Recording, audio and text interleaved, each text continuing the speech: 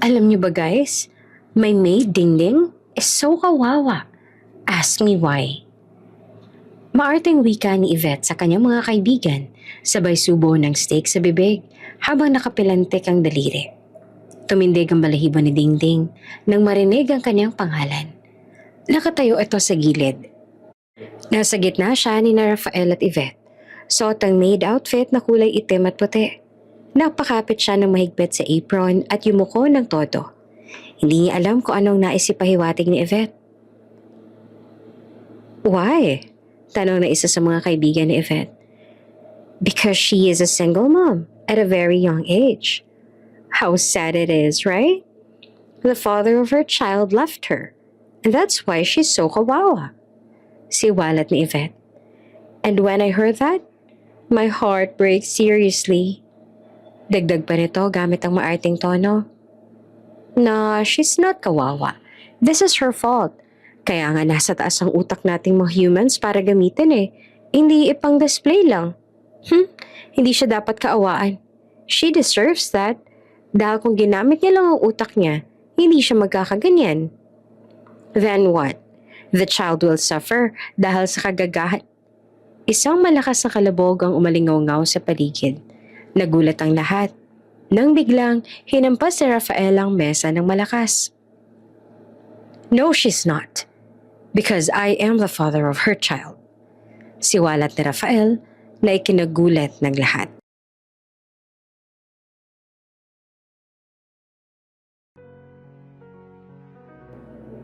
Pitong taon ang nakaraan sa isang party hop na pinagtatrabaho ni Diana Rivas o mas sinatawag na Dingding, nagsimula ang lahat. Malakas ang tugtugin, dumadagundong. May naghihiyawan habang sumasayaw. At ng mga oras na yon ay sinusuong ni Dingding ang dagat ng tao upang hanapin ang kaibigan. Carlo Montano? Mr. Carlo Montano? Sigaw ni Dingding. Lalaking lalaki ang pangalan. Brusko pakinggan. Mapang-akit ang tunog. Tila isang Latinong banyaga na may matipunong katawan ang ma-imagine sa kanyang pangalan. Halos sumaba na ang leeg ni Dingding sa paghahanap hanggang sa may sumubunot sa kanya mula sa kanyang likuran.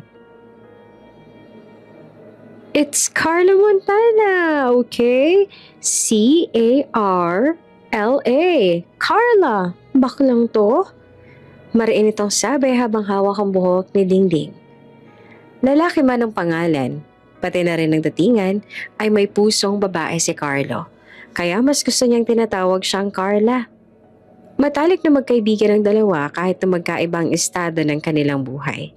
Nag-iisang anak si Carla at kahit na baliktad ang kanyang kasarian ay tanggap siya ng kanyang mga magulang. Ngunit hindi ng kanyang mga kamag-anak. Kaya naman para makaiwas sa gulo ay nagpakalayo-layo si Carla at bumuo ng sariling buhay. Kasama niya si Dingding mula umpisa. Mula nang siya'y magladlad hanggang siya'y lumayas. At heto na siya ngayon. May-ari ng isang party hub at dito nagtatrabaho si Dingding. Aray ko naman, alam ko, joke lang naman, ito naman. Bitawan mo muna yung buhok ko, tara muna sa isang tabi, please. Nakarating ng dalawa sa isang tabi. May pinapirmahan si Dingding kay Carla. Paalis na rin sana si Dingding nang pigilan siya ni Carla. Bax, baka pwede mo akong samahan. Please, I need you. I need a companion. Please. Pakiusap ni Carla at umumutawi ang lungkot sa kanyang mga mata.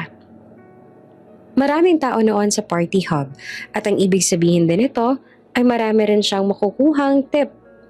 Nahahati ang isipan ni Dingding. Naawa siya sa kanyang kaibigan ngunit inaalala rin niya ang pwede niyang kitain. Pag ba sinamahan kita, buo pa rin ang araw ko? Plus, may tip pa ako? Tanong ni Dingding sabay halukip-kip. Baklang to, oo na. Kumpleto pa rin ang araw mo. Plus, tip. Alam mo namang sawi ako sa pag-ibig, diba? Pero uunahin mo pa rin ang pera. Singhal na sabi ni Carla. Yes, of course. Alam mo namang isang taon na lang makakapagtapos na ako. At pag-graduate ko, full-time na kitang matutulungan dito sa party hub. Ayaw mo ba nun? Win-win situation? Wika ni Dingding. Isang working student si Dingding. Dahil sa kahirapan ay ginagapang niya ang kanyang pag-aaral. Pahinto-hinto siya sa pag-aaral mula high school hanggang kolehiyo. Nag-iipon muna bago makapag-enroll sa bawat taon. Sa kabila ng kanilang pagkakaiba ay nagtutulungan ng dalawa. Si Dingding ang unang empleyado ni Carla sa kanyang party hub bilang waitress, janitress, cook at kung ano-ano pa. Nagiging all-around din si Dingding hanggang sa lumago ang party hub ng kaibigan. Nang gabing iyon, nagpakalango ang dalawa sa alak. Walwal kung walwal. Kahit na mataas ang alcohol tolerance si Dingding ay hindi niya kinaya ang kanilang pag-iinom ni Carla ng gabing iyon. Carla, madaling araw na. Mula alas 8 ng gabi, umiinom na tayo. Baka naman pwedeng bukas naman natin ito ituloy. Naduduling nang sabi ni Dingding sa kaibigan. Hindi pa ako lasing. Sabay taas ng basong nakabaliktad. Sinong may sabing lasing na ako? Napakamot na lang si Dingding sa kanyang ulo. Sinampal-sampal ang sarili at pinilit imulat ang mga matang bumabagsak na ng kusa. Okay, sige, tama na tong kalokohang to. Tara na. Walang sabi-sabay, hinila ni Dingding si Carla patayo. Tumawag din ito ng waiter upang tulungan siyang dalhin si Carla sa isa sa mga VIP room ng party hub. Sabi ko naman sa iyo, hindi pa ako lasing. Paulit-ulit na sabi ni Carla. Hanggang sa makarating sila sa room 8 ng VIP rooms. Sige na kuya, ako nang bahala dito. Utos ni Dingding habang nakaakbay sa kanyang bruskong braso ni Carla. Sigurado ka, Dingding. Pwede naman kami nang mag-asikaso kay Ma'am Carla. Wika ng isa sa mga waiter. Ay nako, wag na. Ako na, delikado ang buhay niya sa baklang to. Biro pa ni Dingding. Hoy, anong sinasabi mo dyan? Sita ni Carla. Wala. Ani naman ni Dingding. Sige, ikaw ang bahala. Nga pala, may customer na gustong kumausap kay Ma'am Carla. Paano po kaya yan? Pahabol pa ng waiter. Napapikit na lang si Dingding at huminga ng malalim. Sige, bigyan niyo ako ng mga 5 minutes, aasikasuhin ka lang si Carla. Nang gigigil man sa kaibigan ay hindi naman niya mapabayaan si Carla. Lalo na ang trabaho nito. Kaya naman matapos nitong ihiga si Carla sa kama at punasan ng mukha, ay pilit na inaya si Dingding ang sarili upang humarap sa customer. Yes sir, sorry for waiting. May emergency po si Ma'am Carla kaya ako po munang representative niya. Sambit ni Dingding nakapit sa kanyang ularan. Ganun ba? Okay lang, walang problema. Namumula man ang itsura at namumungay man ang mga mata sa kalasingan, ay nabigani naman ang itsura ni Dingding ang lalaki nitong kausap. By the way, I'm Rafael. Sabay abot ng kamay. Dingding, tugon naman ang dalaga. Mabuti na lang at naayos agad ni Dingding ang concern ng customer bago pa siya mawala ng kontrol sa sarili. Matapos silang mag-usap at pagtalikod ng customer ay kumapit si Dingding sa mesa dahil mabubuwal na siya dahil sa kalasingan. Ginawang gabay ni Dingding ang pader. Daig pa niya ang nasa roller coaster na umiikot ng pabaliktad. Kaya ko to. Hanggang room 8 lang. Room 8, kahit hanggang pinto lang. Wika nito sa kanyang sarili. Sabay sa pag-ikot ng paligid na nagdodoble na rin ang kanyang paningin. Ang mga mata nito ay naniningkit sa pagtanaw ng bawat numero sa pinto. Haba lang to. Dito, anito't lumakad pa ng bagya. Hindi rin ito, isa lang ang umbok. Muli na naman siyang lumakad. At matapos ng ilang hakbang ay muling tumitig sa numero. Eto na yung room ko, may 2 umbok. Sa wakas, wika ni Dingding. At gamit ang universal keycard na kanyang hawak ay nakapasok ito sa room 3. Kahit nakapikit ay kabisado ni Dingding ang silid. At iisa lang naman ang itsura ng bawat VIP room kaya wala itong kamalay-malay na maling silid na pala ang kanyang napasukan. Natanaw na ito ng kama. Para siyang hinihila nito upang humiga. Kama, here I come! Wika ni Dingding sabay bagsak ng kanyang katawan sa kama at tuluyan na siyang nawala sa kanyang uliran. Oras ang lumipas at may pumasok na isang matipunong lalaki sa room 3. May bakas ang balba sa kanyang kantuhang mukha na tila inahit ilang araw na nakalipas. Matangos ang ilong na may maputing balat. Medyo wavy ang buhok nito na kayang hagurin ng kamay ng haba. May magandang mga mata na kulay brown. Nakasuot ng polo na bukas ang unang 3 botones.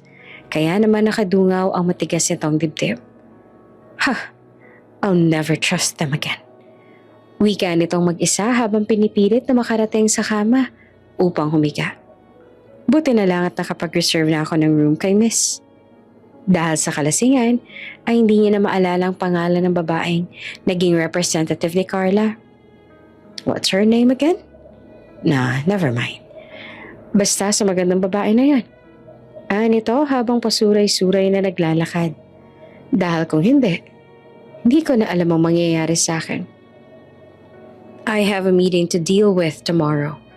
I need to. Nahinto si Rafael. Kakahiga niya lang sa kama. Ngunit may matigas na bagay siyang nadaganan. Aray ko naman, ani ni Dingding. Tumabi ka na lang kung gusto mo, hindi yung dadaganan ka pa. Singal nitong sabi. Hindi na nag-isip si Rafael at tumabi na sa babae nagsasalita. Hindi niya rin naman alam kung siya ba'y nananaginip o totoong may babae sa kanyang silid. Agad itong umangat, pumasok sa kumot at tumabi sa babae na si Dingding. Kwarto ko to, anong ginagawa mo sa kwarto ko? Sita ni Rafael. Nakaharap si Dingding sa kanya. Magkalapit ang kanilang mga mukha. Ngunit dahil sa kalasingan ay pareho silang nakapikit na nag-uusap. Ano bang sinasabi mo dyan? Huwag kang kung ayaw mo, edi umalis ka. Ate nito. Halikan kita dyan eh. Ha? Ang lakas naman ng loob mo. Hindi mo naman kayang... Isang mainit na halik ang sumalubong kay Rafael, kaya hindi na nito natapos ang kanyang sasabihin. Dala ng impluwensya ng alak, ang init ng kanilang mga katawan ay nagsanib. Nakapikit man ang mga mata, ang kanilang mga kamay ay ginagabayan ng init upang masiyasat ang bawat sulok ng kanilang katawan. Mula sa pag-aalis ng kanilang mga damit, hanggang tanging ang kwentas na lang ni Dingding ang natira. At tuluyan na isinuko ni Dingding ang kaniyang bataan. Matapos ang mapusok na gabi ay unang nagmulat si Rafael. Sakit ng ulo ko. Iaangat niya na dapat ang kanyang mga kamay ngunit nagulat siya dahil may nakayakap dito. Isang babaeng natatakpan ng mukha ng buhok at mahimbing na natutulog. Sino siya? Wika ni Rafael sa kanyang isipan. Gusto niyang hawiin ang buhok ng babaeng katabi, ngunit nahinto ito at nabaling ang tingin sa kwentas sa suot nito. Isang krus na pendant, kulay ginto na may maliit na diamond sa gitna. Namangha sa ganda ng kwentas. Hahawakan niya dapat ang pendant nang bigla itong nahulog sa kama. Sabay gumalaw si Dingding at bumaling patalikod kay Rafael. Naiwan ang kwentas. Kaya naman marahan itong sinuot na Rafael sa dalaga. Matapos ay ginamit nito ang pagkakataon ni Rafael upang makaalis sa kama. Marahan niyang iniangat ang kumot at bumaba. Agad na kinuha ang kanyang mga gamit. Malapit na siya sa pinto. Hahawakan niya na ang doorknob. Ngunit tila may nagsasabi sa kanyang isipan na sulyapan ng mukha ng babaeng kaniyang nakasiping. Subalit umaling ito at lumabas na ng silid. Oras ang lumipas at nagising na rin sa wakas si Dingding. Sa kanyang pagmulat ay nagulantang siya dahil ramdam niyang wala na siyang suot na damit. Agad niya namang tinignan ang katawan sa ilalim ng kumot at nagulat siya sa nakita. May nangyari sa amin ni Carla? Sigaw ni Dingding. Dali-daling tumayo si Dingding. Kinuha ang nagkalat na damit at nagbihis. Sa mahabang panahon na sila'y magkaibigan, ni minsan ay hindi dumampi ang mga labi nila sa isa't isa. Banggitin pangalan ni Dingding na hahalikan niya ang kaibigan sa labi, masusuka na ito agad. Lumabas na si Dingding sa silid, ngunit sa kanyang paglabas, hindi siya makapaniwala sa nakita. Carla? Wika nito habang pinagmamasan ng kaibigan na naglalakad sa pasilyo hawak ang kanyang ulo dahil masakit ito gawa ng hangover. Nanlamig si Dingding at marahang pumihit upang tingnan ang numero ng silid. At sa kanyang pagbaling, nanlaki ang kanyang mga mata nang makita ang numero nito. 3. Sa room 3 ako natulog. Sino yung... Napakagat na lang si Dingding sa kanyang labi at pumikit. Inilihim ni Dingding ang nangyari ng gabi yon. Iwinakse sa kanyang isipan at ipinagpatuloy ang kanyang buhay. Ngunit pakalipas ang 2 buwan, may mga bagay na nagbago kay Dingding na hindi niya namamalayan. Nag-aagahan ng dalawa sa apartment ni Carla. Halos kakauwi lang noon galing sa party hub dahil maraming naging customer ng gabing iyon. Bax, timplahan mo nga ako ng ketchup na may kalamansi. Parang ang sarap ng sawsawan noon nitong hotdog. Tapos isasabay ko sa paborito kong pares. Hiling ni Dingding. Halos mabuga naman ni Carla ang kanyang kinakain nang marinig ang sinabi ni Dingding. Hoy, ayos ka lang, Bax? Ketchup at kalamansi? Hotdog at pares? Tumingin si Dingding sa kaibigan. Oh, bakit? Para kasi naghahanap ako ng maasim tapos may kaunting anghang tapos yung alat ng cheese sa hotdog sa ibabaw nitong pares. Parang ang sarap nun. Napalunak si Carla ngunit pinagbigyan pa rin ng kaibigan. Habang naghihiwa si Carla ng kalamansi ay bigla itong nagbiro. Nako, Bax ha? Matagal na tayong magkakalala. Kahit utot mo kilala ko na. Pero lakas tama ka rin sa cravings mo ha. Parang unusual yan. Parang preggy yan ah. Natigilan si Dingding sa pagkain. Natulala sandali. Wait, anong petsa ngayon? Quincenas ngayon, bakit? May bills ka bang babayaran? Babawasan mo na ba yung ipon mo? Biglang napahawak sa kanyang tiyan si Dingding. Ramdam niya mula sa kanyang tiyan ang panlalamig ng kamay. Bigla rin itong namutla. Hoy Bax, ayos. Bax, bakit ang putla mo? Gulad na sabi ni Carla dahil sa kanyang pagbaling ay halos nawala na ng kulay si Dingding. Bax, buntis ata ako. Wika nito na mangiyak-ngiyak. Walang tanong-tanong na nagpunta si Carla sa butika upang bumili ng pregnancy test kit. Hindi lang 2, kundi 5 PT kit ang binili nito. At ang mag-test si Dingding ay malinaw pa sa sikat ng araw ang 2 guhit na lumabas sa mga ito. Bax, teka. Paano nangyari to? Kailan at paano? Bakit hindi ko alam? At saka kanino? Sino? May boyfriend ka ba na hindi ko alam? Saan niyo naman to ginawa? Sunod-sunod na tanong ni Carla. Napapikat na lang si Dingding. Kumagat sa kanyang labi sandali matapos ay huminga ng malalim. Naalala mo nang nag-break kayo ng boyfriend mo? Yung sobrang lasing tayong 2? What? May nangyari sa atin? Biglang sabi ni Carla. At napayakap sa kanyang katawan. Nanay na ako? Tatay na ako? Tila huminto ang pagtibok ng puso ni Carla sa kaba. Umiling naman si Dingding. Sana nga sa'yo na lang eh. Pero hindi sa'yo. At tumulo ng mga luha sa 2 nitong mga mata. Niyakap ni Carla ang kaibigan. Malalagpasan natin to ha. Nandito lang ako. Hindi kita iiwan. Promise. Wika nito habang pumapatak din ng mga luha. Sinabi ni Dingding ang kanyang sitwasyon sa kanyang mga magulang. Inaasahan niyang hindi magiging madali ang pagtanggap nila sa nangyari sa kanya. Ngunit hindi niya akalain na sobrang mga salitang bibitawan ng mga ito sa kanya at kay Carla. Ayan na nga bang sinasabi ko sa'yo, Dingding. Kakasama mo sa baklang yan na pariwara tuloy ang buhay mo. Imbes na nagtatrabaho ka para mag-entrega ng pera, anong ginagawa mo? Sumama ka dyan para lumande. Anong gusto mong gawin namin dyan sa dinadala mo? Sumbat ng tatay ni Dingding. Anak naman, akala ko ba ikaw mag-aahon sa amin sa lecheng buhay na to? Tapos ngayon sasabihin mo na buntis ka? Nasaan ang ama niyan? Tinakbuhan ka. Kaya palpal ka sa amin. Dingding naman, ano na naman ang sasabihin ng mga kamag-anak natin? Na disgrasyada ka. Dalagang ina. Nakakadismaya ka, Dingding. Nasaan na yung sinasabi mo kapag nakapagtapos ka, giginawa ang buhay natin? Sa huli magpapabuntis ka lang pala. Di sana yung perang pinang-aral mo, binigay mo na lang sa amin. Nakakahiya ka. Kinakahiya kita. Dismayadang sabi ng kanyang ina.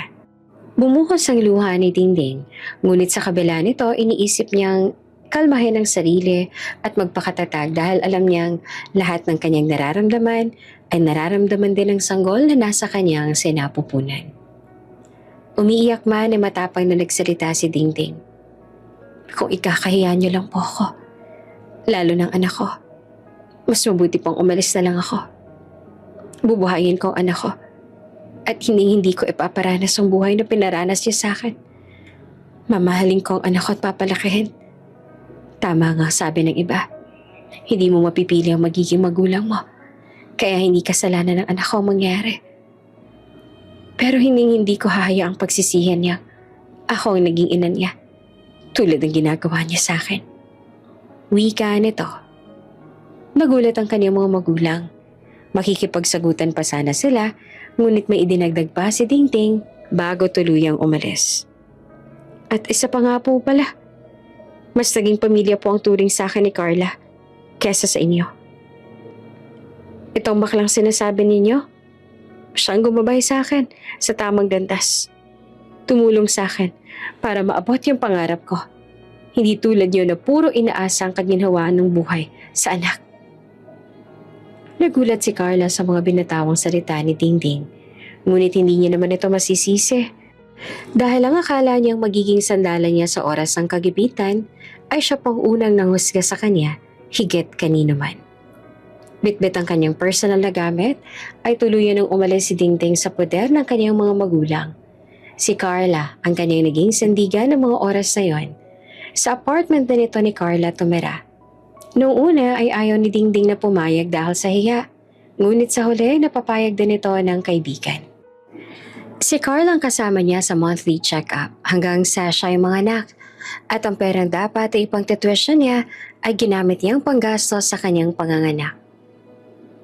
Sigurado ka, pwede naman tayong humiram kina papa at mama. For sure, papahiramin ka naman nila. Para ka na rin nilang anak, parang little sister ko. Ani ni Carla habang nag-aayos sila ng gamit na dadalhin sa ospital sa panganganak ni Dingding. Ano ka ba? Nakakahiya ka na tito-tita. At saka, ayos lang yun.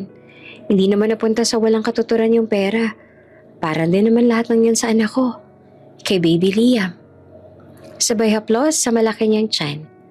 Napahikbi si Carla at naiiyak sa sinabi ng kaibigan. Bax, I'm very proud of you. Lalo kang naging strong. Naiiyak ako dahil mother ka na. At naninindigan ka para kay Bebe Liam. I'll support you along the way. At ako ang magiging best ninang na super maganda para kay Liam. Natawa naman si Dingding sa drama ni Carla. Oo naman, for sure, ikaw ang magiging best ninong niya. Biro nito. Eto naman, basag trip. Emotional na nga ako and all, tapos babanatan mo lang ako ng ninong. At tumawa silang dalawa. Naging masaya ang lahat ng isinilang na si Liam. Puyat man sa party hub ay siniguro ng mga katrabaho ni Dingding na masisilayan na lang ang anghel na biyaya kay Dingding. Habang lumalaki si Liam, ay tinuturing niyang pamilya ang lahat ng nasa party hub. Tila playground sa kanyang lugar. Masayang naglalaro sa umaga, habang naglilinis naman ng mga empleyado at si Dingding. At pagsapit na ng gabi ay nasa opisina ito ni Carla at natutulog ng mahimbing. Ngunit sinubok ng lahat nang dumating ang pandemic. Marami nagsarang negosyo at kasama na din ang party hub ni Carla. Ay, sige, mag-iingat kayo ha. Pasensya na talaga kung kaya ko lang sanang panatilihan tong party hub. Pero kasi isa lang tayo talaga sa tinamaan ng pandemic. Malungkot na sabi ni Carla. Sa kanyang mga empleyado, natira na lang sa lugar sina Carla, Dingding at Liam. Nakaupo si Carla at Dingding. Si Liam naman ay naglalarong mag-isa sa isang tabi. 6 na taong gulang na noon si Liam kaya naman nakakaintindi na ito kahit papaano ng mga nangyayari sa kanyang paligid. Panay ang bundong hininga ni Carla. Napansin naman ito ni Liam kaya lumapit ito sa kanyang ninang. Ninang, wag na po kayong sad. Wika ni Liam at niyakap si Carla. Pinipigilan ni Carla ang pag-iyak, ngunit nang yakapin siya ng inaanak ay hindi niya na napigilan ang kanyang mga luha.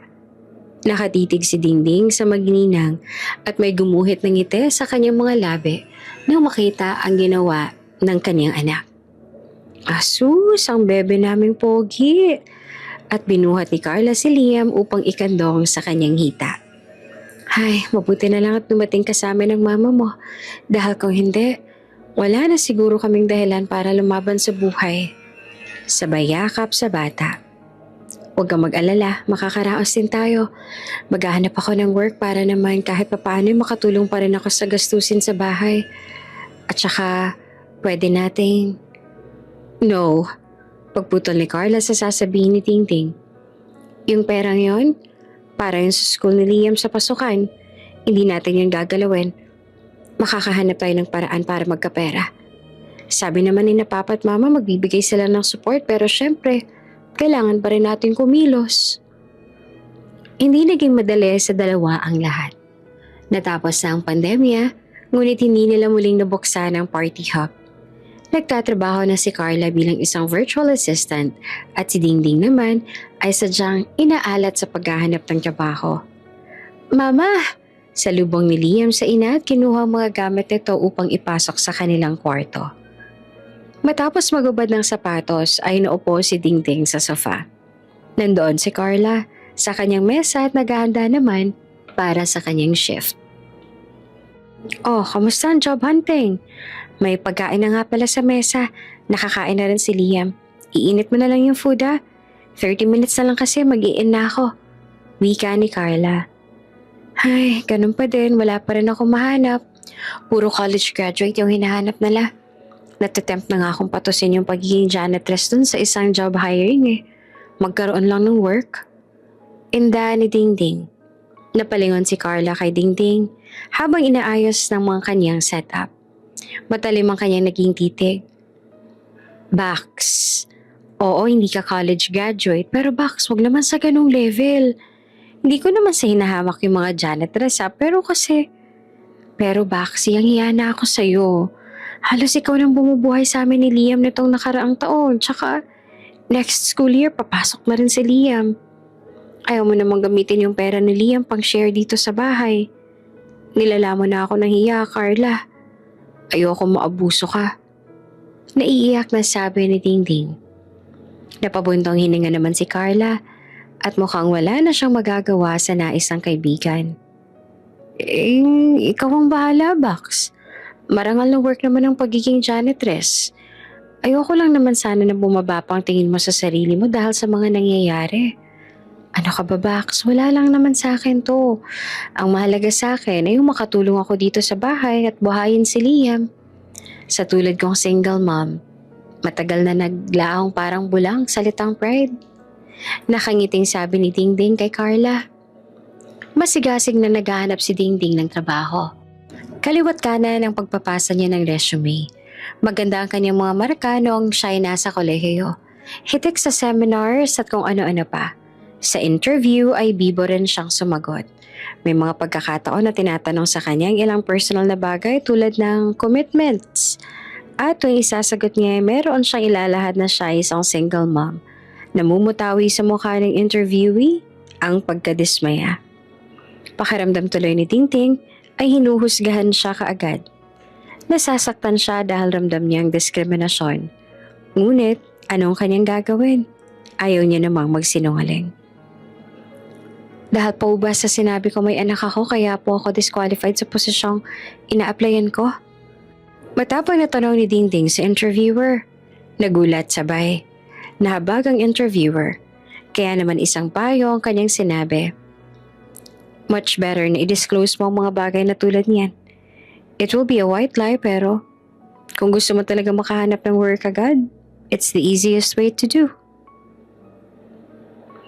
Matapos ang interview na yon ay tila sinuntok ang sikmura ni Dingding. Piniga ang puso sa sobrang sakit. Hindi maproseso ng kanyang utak. Bakit ang laki ng diskriminasyon sa mga tulad niya? Una, hindi siya nakapagtapos ng college at pangalawa ay dalagang ina siya.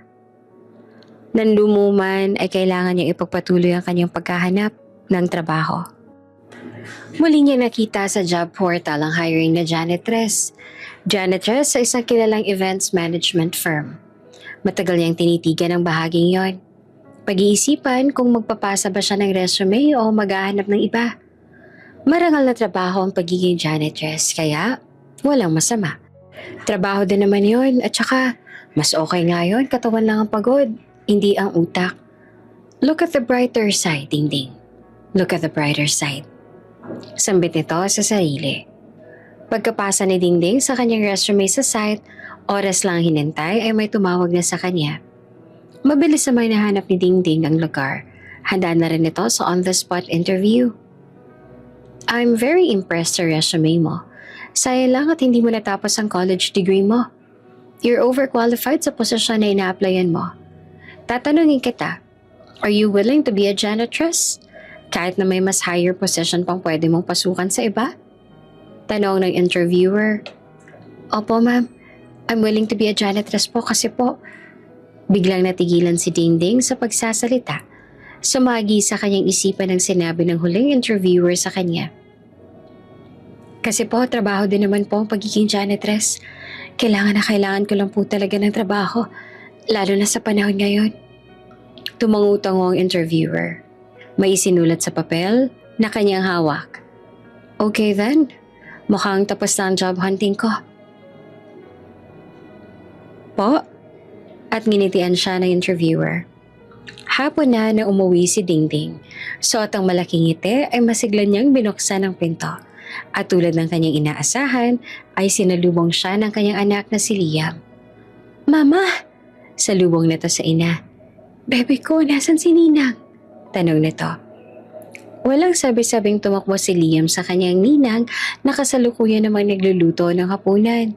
Tinawag niya ito ngunit sa pagbaling ni Carla ay nasa kusina na si Dingding. Oh, Bax, maaga ka yata ngayon. Kamusta ang job hunting? Tanong ni Carla. Bax, may work na ako. May work na ako. Tumatalong sabi ni Dingding. Pinag-usapan nila ang masayang kaganapan habang maagang naghahapunan. Noong una ay nakaramdam si Carla ng awa sa kaibigan. Alam niyang hindi deserve ni Dingding na ganoong posisyon. Ngunit nang makita nito ang kislap sa mga mata ng kaibigan, Mama, proud na proud po ako sa inyo dahil may work ka na po. Masayang sabi ni Liam. Hayaplos naman ni Dingding ang ulo ni Liam. Salamat anak. Mabilis na nakapagsimula si Dingding. At heto na siya ngayon, nakatayo. Hawak ang mga gamit, panglinis at handa nang sumabak sa trabaho. Itong floor na tong linisin mo, madali lang naman linisin ang area na to dahil inuobliga din namin ang bawat employee na linisin ang kanilang workstation. Mahirap na kasing pakialam mo ng pwesto nila lalo na't puro paperworks ang ginagawa dito. Kukunin mo lang ang mga basura nila, magwalis, mop, and then puna sa mga glass dividers. Minsan mag-a-askin sila ng help na ipadalang ilang documents sa ibang floor or tulungan sila sa pag-photocopy. Mga ganun lang naman. Paliwanag ni Len, ang sekretarya. Nilibot ni Dingding ang kanyang mga mata sa paligid. Alam niya sa kanyang sarili niya, kaya niyang trabaho.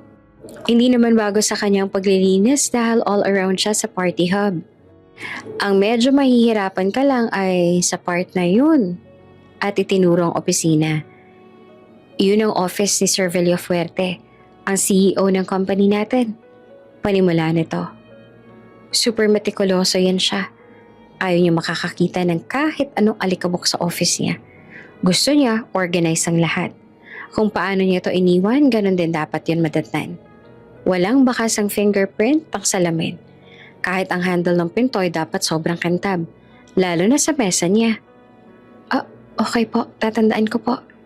At heads up lang ha, madalas matulog si Sir sa office niya kaya ma-advise ko sa'yo tuwing may meeting siya or early morning ka maglinis para pagising niya galing room niya, malinis ang office niya. Paliwanag ng kanyang head. Remember, office, banyo lang ang dilinisin mo. Wala nang iba. Tumangu-tangu si Dingding at tinatak sa isip ang mga sinabi ni Len. Isa pa nga pala, nasa expo pa siya ngayon. Kaya tables and chairs pa lang nasa office dahil pinaparenovate niya yan bago siya umalis. Unang araw pa lang ay pinagbutihan na ni Dingding ang pagtatrabaho.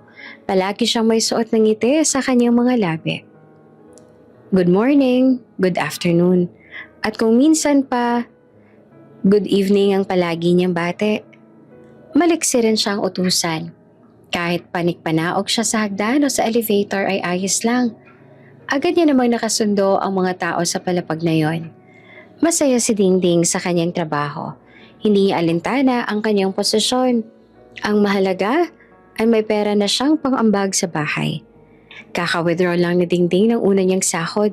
Hindi man buo ang sahod ni Dingding dahil naabutan siya ng cut-off, ay masaya ito dahil ito ang unang perang kanyang iaabot kay Carla bilang ambag sa bahay. Bukod doon, ay mabibila na ulit niya ng pasalubong ang anak at matitreat niya na ang dalawa ng masarap na hapunan. Naks, first sahod. Baka naman. Biro pa ni Lenlen. Napakamot si Dingding sa kanyang batok.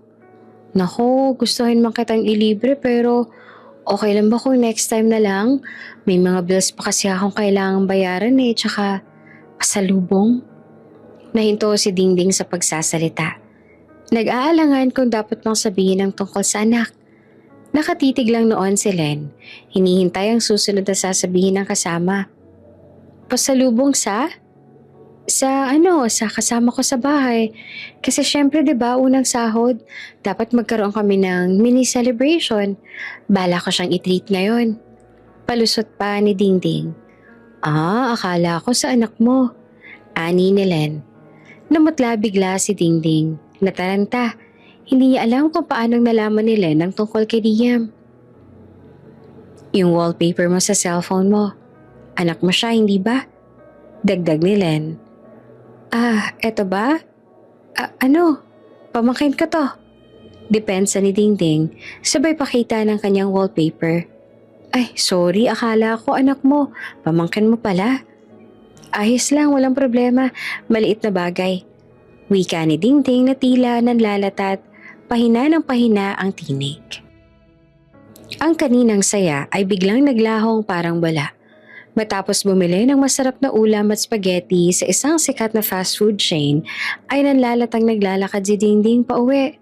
Dapat ay puno siya ng enerhiya tulad ng kanina. Dapat ay sobrang saya niya dahil may pasalubong siya sa kanyang anak. Ngunit, kabaliktaran ang kaniyang nararamdaman. Nasa harapan siya ng pinto. Dingding, mamaya mo na isipin ang nararamdaman mo. Dapat maging masaya ka. Pag nakita ni Liam na may bumabagabag sa'yo, panigurado malulungkot din yon. Anito sa sarili. Pagbukas si Dingding ng pinto, suot niya ang peking ngiti. Pilit na tawa. Pilit na tinatago ang lungkot na nadarama. Tama na yan, ako na dyan. Ani ni Carla. Naghuhugas noon ng plato si Dingding. Ano ka ba? Okay lang ako. Maupo ka na lang dyan. Sulitin mo ang off mo. Matulog ka na kaya para makapagpahinga ka. Ani Dingding. Tapos hahayaan kitang magdrama dito sa kusina mag-isa. Dingding, alam ko nakasuot ka ng masayang maskara kanina pa. Ramdam ko yun Hay, pwede mo na yung tanggalan at ipakita sa akin ang tunay mong nararamdaman. Ano bang problema? Sakto tapos sa maghugas ang plato si Dingding. Isinara nito ang gripo. Ngunit ang mga luha sa kanyang mga mata naman ang tumulo. Humarap si Dingding kay Carla at sumandal sa may lababo. Nasa may mesa naman si Carla at nakabaling kay Dingding. Umaagos ang luha ni Dingding na pilit pinapahit ng dalawa niyang kamay. Bax, masama ba akong ina kung itinatanggi kong anak ko si Liam? Umiiyak na tong sabi. Gulat ang unang reaksyon ni Carla. Sunod ay inis. Dahil bakit kailangang gawin yun ni Dingding? Ngunit natunaw ang kanyang inis sa makitang mukha ni Dingding na sobrang nasasaktan sa kanyang ginawa. Hindi naman nagsalita si Carla. Nakatitig lang ito sa kaibigan.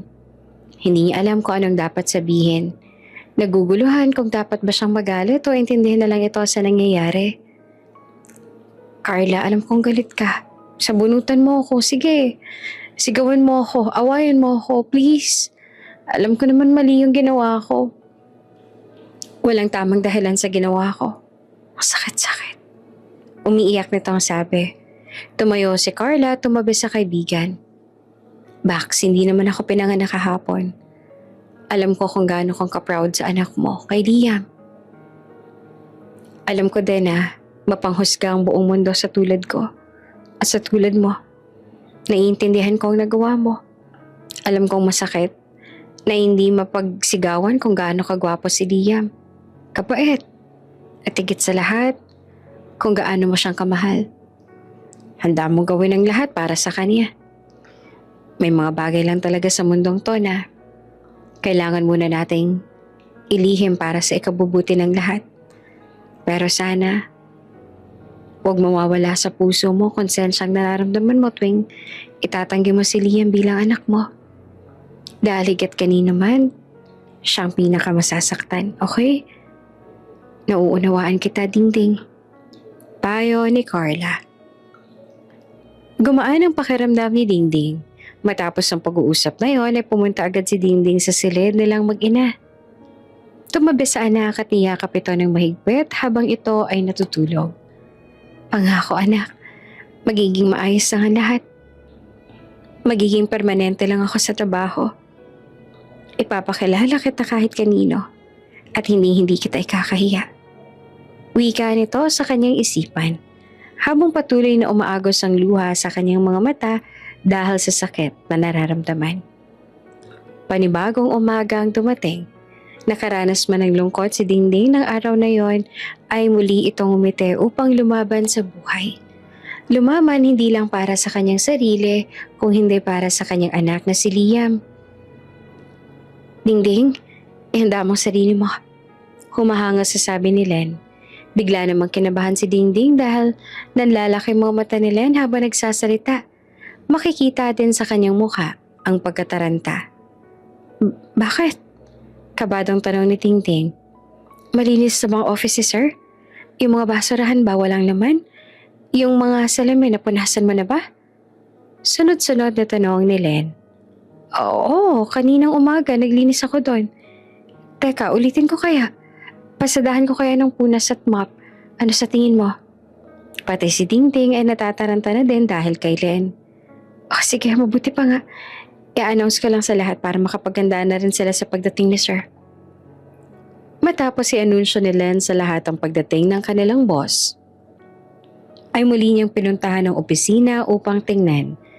Nadatnan niya doon si Dingding na naglilinis kaya naman nagkusa na siyang tumulong sa paglilinis.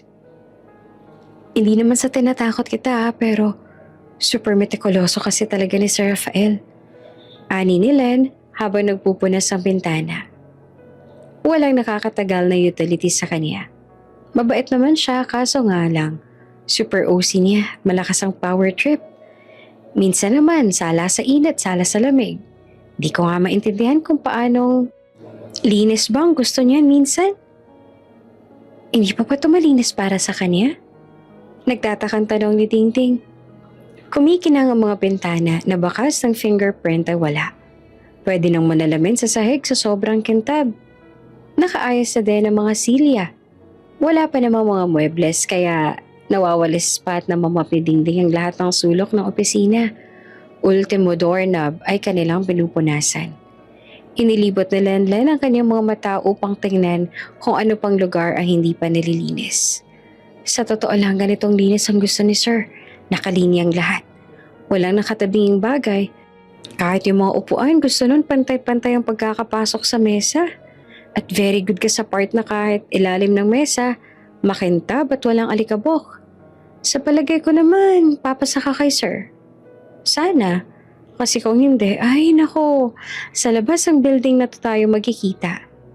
Ani ni Len. Hindi alam ni Tingting kung papuri ba yun o pananakot. Huminga na lang ito ng malalim at umaasang hindi naman hahantaw ang lahat sa kanyang pagkasisante.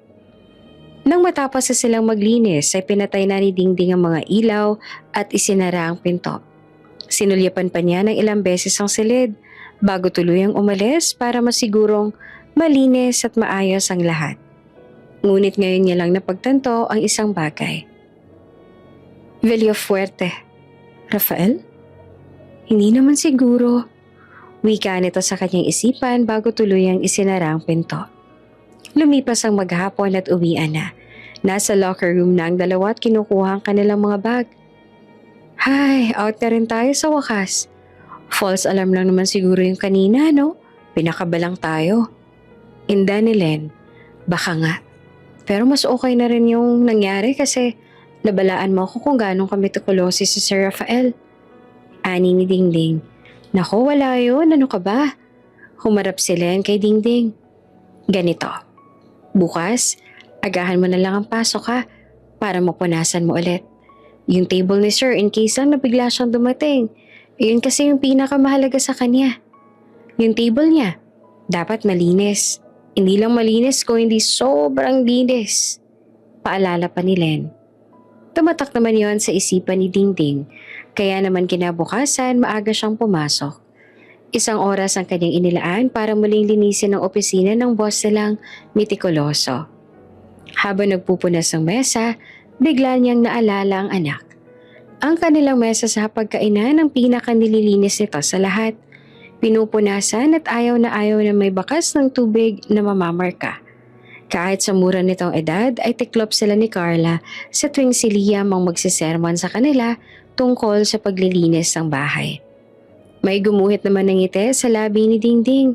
Habang paulit-ulit na pinupunasan ng mesa ay biglang bumukas ang pinto ng banyo.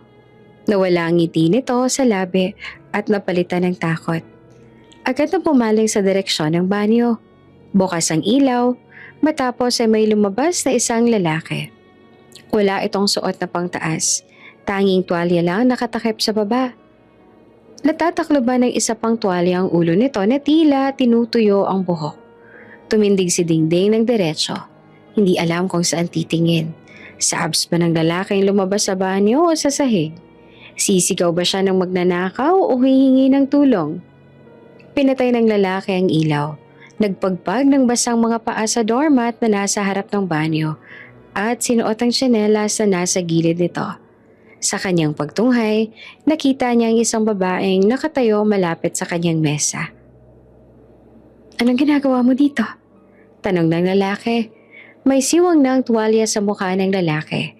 Ngunit hindi pa rin makita ni Dingding ang mukha nito dahil ang basang buhok naman ang nakaharang. Biglang naalala ni Dingding ang sinabi sa kanya ni Len. Ang kanilang boss ay mahilig matulog sa opisina. Kaya may sarili itong banyo at isang silid na hindi niya pwedeng buksan. Sir, ako po yung bagong janitor sa floor na to. Dingding po ang pangalan ko. Pakilala nito sa kanyang sarili. Gusto mang humarap ng maayos si Dingding bilang respeto ay hindi niya magawa. Masyado siyang naaakit sa matipuno nitong katawan, lalo na sa abs nitong nakabalandra sa kanya. Kaya naman kaysa sabihan siyang bastos, ay humarap pa rin ito sa kanyang boss at tinakpan ng mga mata ng dalawa niyang kamay. Natawa ang lalaki. Hindi ito umalis sa kanyang pwesto at tinuyo na ang buhok sa pamamagitan ng tuwalya sa kanyang ulo. Sorry kung naabutan mo akong ganito. Hindi ko alam na papasok ka ng ganitong kaaga. Pwede ka bang lumabas muna nitong office? Magbibihis lang ako para makapag-usap tayo ng maayos. Utos ng lalaki. Walang dalawang salitang kumaripas ang lakad si Dingding at lumabas ang silid. Pagkasara nito ng pinto ay pumunta ito sa isang sulok. Sumandal sa pader at napahawak sa kanyang dibdib. Ay, hindi ko kinaya si Sir. Aatakin nata ako sa puso.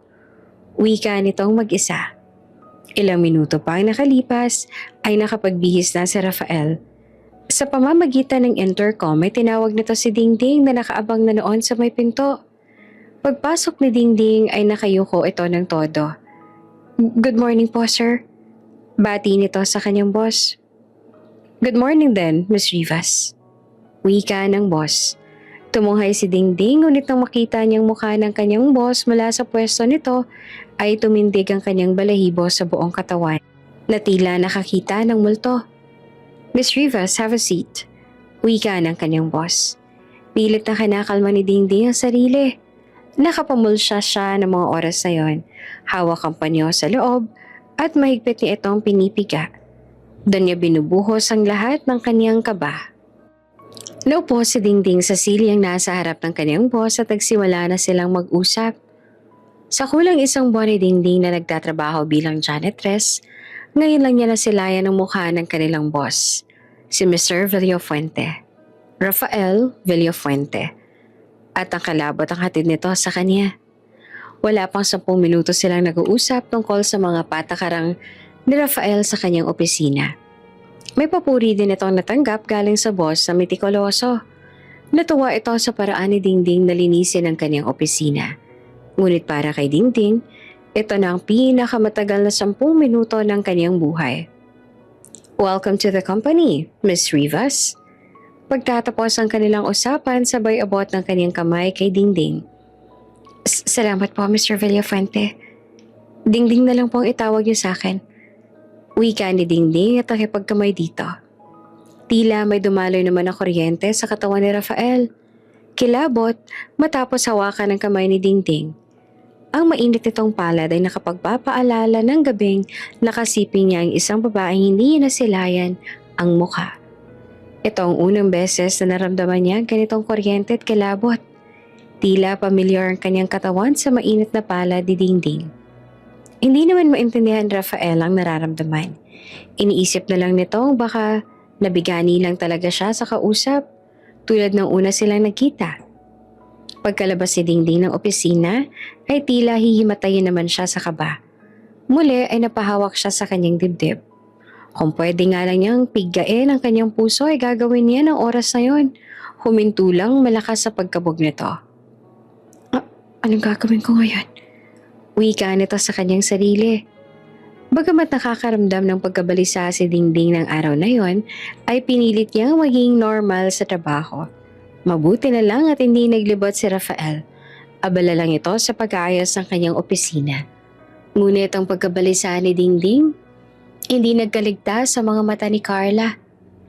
Nasa sala ang dalawa at naghahanda na si Carla para sa kanyang duty. Si Liam naman ay nasa banyo.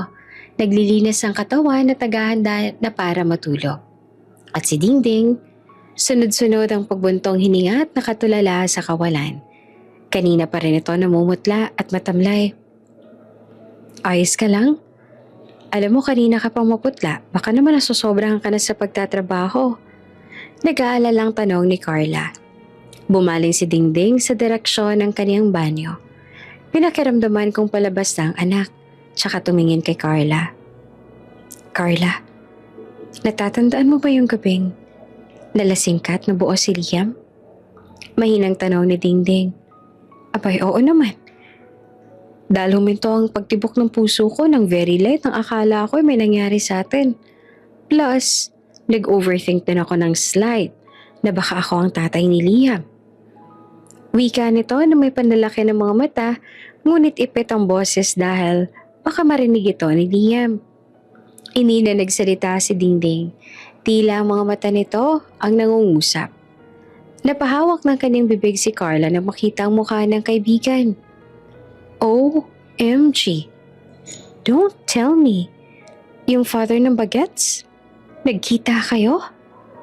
Halos lumuwa ang mga mata ni Carla habang nagsasalita. Tumango si Dingding at napahawak sa kanyang noo. Hindi lang kami bastang nagkita. Siya din ang boss ko. Nanlalatang sabi ni Dingding.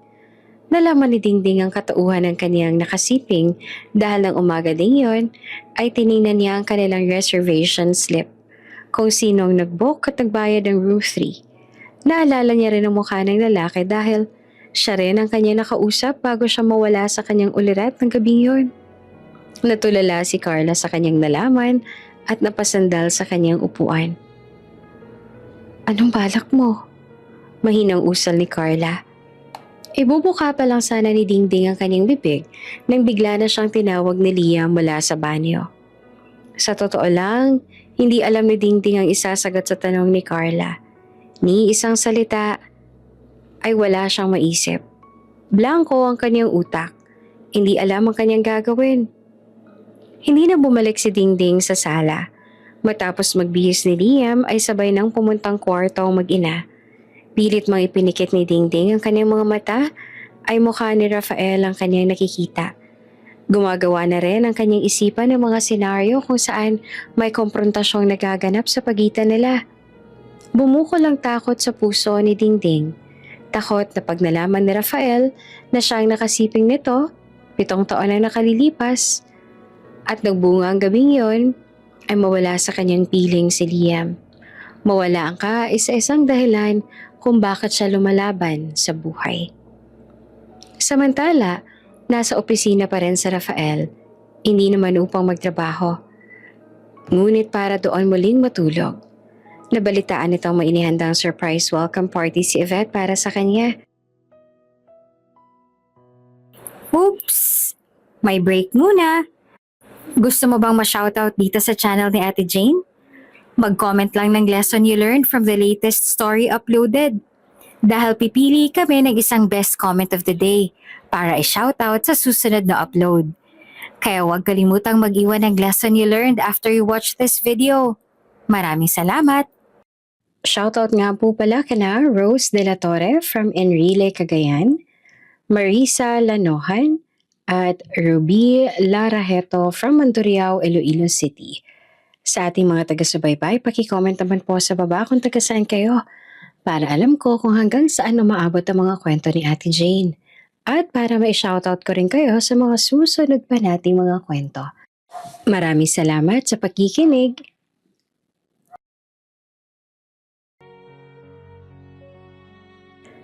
Ang ingay ng party at pakikipagkwentuhan sa mga taong hindi naman niya gaanong kilala ang pinaka-kinatatamarang gawin ni Rafael. Mas gugustuhin pa niyang matulog o hindi kaya ay pumunta sa food park na palagi niyang pinupuntahan kung saan nakakasalamuhan niya ang tunay na tao. Nakaupo siya sa sofa, katapat ng kanyang mesa at masayang kinakain ang kanyang hapunan. Habang kumakain, titig na titig si Rafael sa hawak niyang papel. Ito ang resume ni Dingding. Alam niya sa kanyang sarili na minsan na silang nagkita ni Dingding. Minsan niya nang hinangaan ang kinitong ganda, talino at personalidad. Alam niyang hindi basta-bastang babae si Dingding, ngunit ang pinagtataka niya, paano ito humantong sa pagiging janitress? Subalit sa kabila nito ay mas naging matimbang ang paghanga ni Rafael kay Dingding sa kabila ng pagiging janitress nito. Ang bilugan nitong mga mata at maikling buhok na bumagay sa kanyang palabang mukha. Ang titig na may laman. Ang mga matang nangungusap. Tila isang babaeng hindi magpapaapi sa laban ng buhay. At ang mga katangiang yon ang mas nakaakit kay Rafael. Lumipas ang mga araw, ramdam ni Rafael kung gaanong kailap si Dingding sa kanya. Hindi ito umiiwas ang tingin, ngunit matipid itong makipag-usap sa kanya.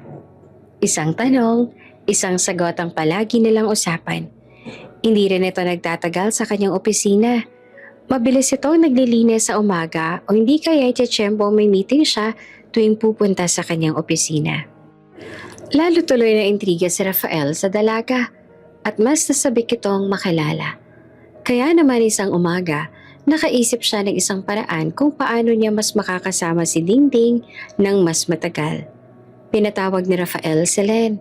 Pinalipat ang Xerox machine sa kanyang opisina at sinabing bukod sa paglilinis ng kanyang opisina ay si Dingding na rin ang magfo-photocopy ng mga dokumentong kanyang pipirmahan at katuwang si Len sa pag-file.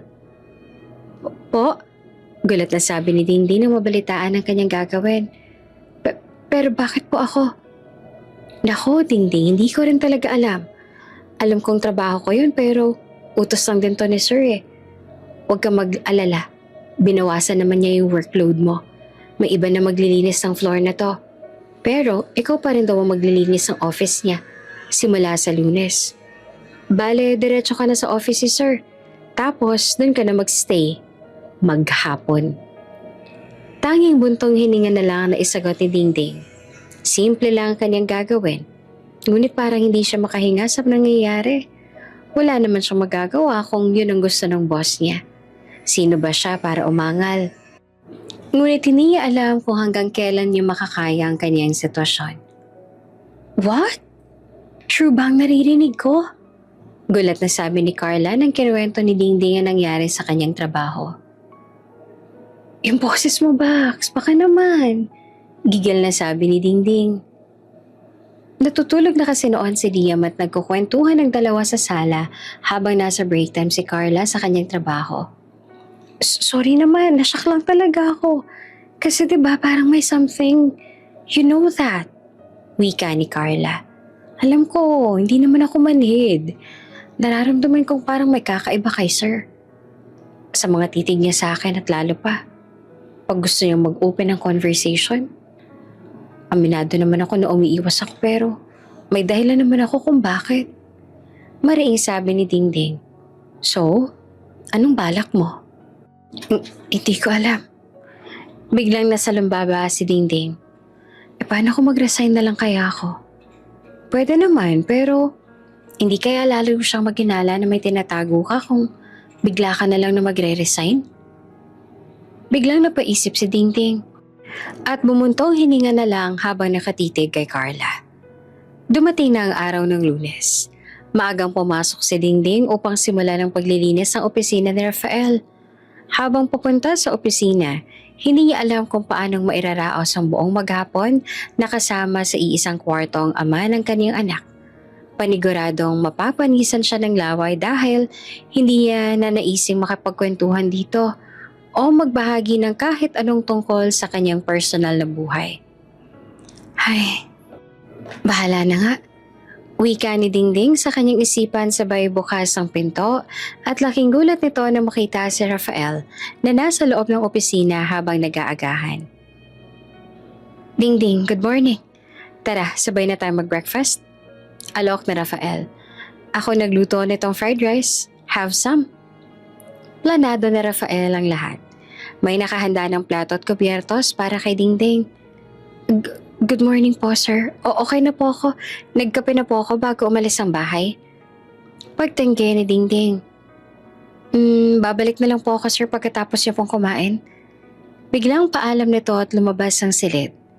Napasandal si Rafael sa sofa. I slept here para makakwentuhan siya this morning. Pero olats pa rin. Dingding, anong meron sa'yo at gusto kitang makilala? Ani ni Rafael habang pinagmamasa ng pinto kung saan lumabas si Dingding. Wala sa bokabularyo ni Rafael ang sumuko kaya naman kahit panayang iwas sa kanya ni Dingding ay porsigido pa rin itong makilala ang dalaga. Nang araw ding yon habang matiwasay na nagpo-photocopy si Dingding ay panayang saliyap ni Rafael sa dalaga. Madalas itong nahuhuli ni Dingding. Minsan naiiwas si Rafael ang tingin, ngunit kadalasan ay hayagan itong pinapakita ang kanyang pagtitig. Wait, sabay na tayo. At ako na din ang magdadala ng mga yan.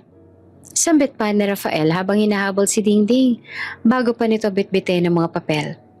Tapos na kasi itong mag-photocopy at dadalhin niya na ang halos 2 rim ng mga papel sa kanilang documentation room. Para kay Dingding, magaan lang naman ang mga papel kaya naman nagtataka ito kung bakit kailangan pa siyang tulungan ni Rafael. Sir, magaan lang naman po ang mga to. Ako na... Naputol ang pagsasalita ni Dingding nang walang sabi-sabing kinuha ni Rafael ang mga papel. Nagulat ang dalaga. Ngunit hinatak nito ang mga papel mula sa kamay ng kanyang boss. Ako na po, sir. Dito niyo na po ako inassign kaya ako na po ang gagawa ng mga ito. Matigas na sabi ni Dingding at saka umalis. Natulala na lang si Rafael. Ramdam niya ang matigas sa personalidad ni Dingding. At ramdam din itong hapde ng paper cut sa kanyang palad. Loving can hurt, but it's the only thing that makes us feel alive. Ika nga ni Ed Sheeran. Sambit na lang ni Rafael. Tulad ng paper cut, maliit man itong sugat ay ramdam ni Rafael ang ginagawang harang ni Dingding sa pagitan nilang dalawa. Hindi yun maiintindihan ng binata. Napapaisip na tuloy si Rafael kung kinakalawang na ba ang kanyang kakisigan. Tila malaking misteryo naman kay Rafael ang kilos na iyon ni Dingding. Ang pagiging mailap nito sa kanya at tila ayaw magpakita ng kahinaan. Hindi ito easy to get tulad ng iba, tulad ni Yvette, na halos ilatag ng kanyang sarili sunggaban lang niya.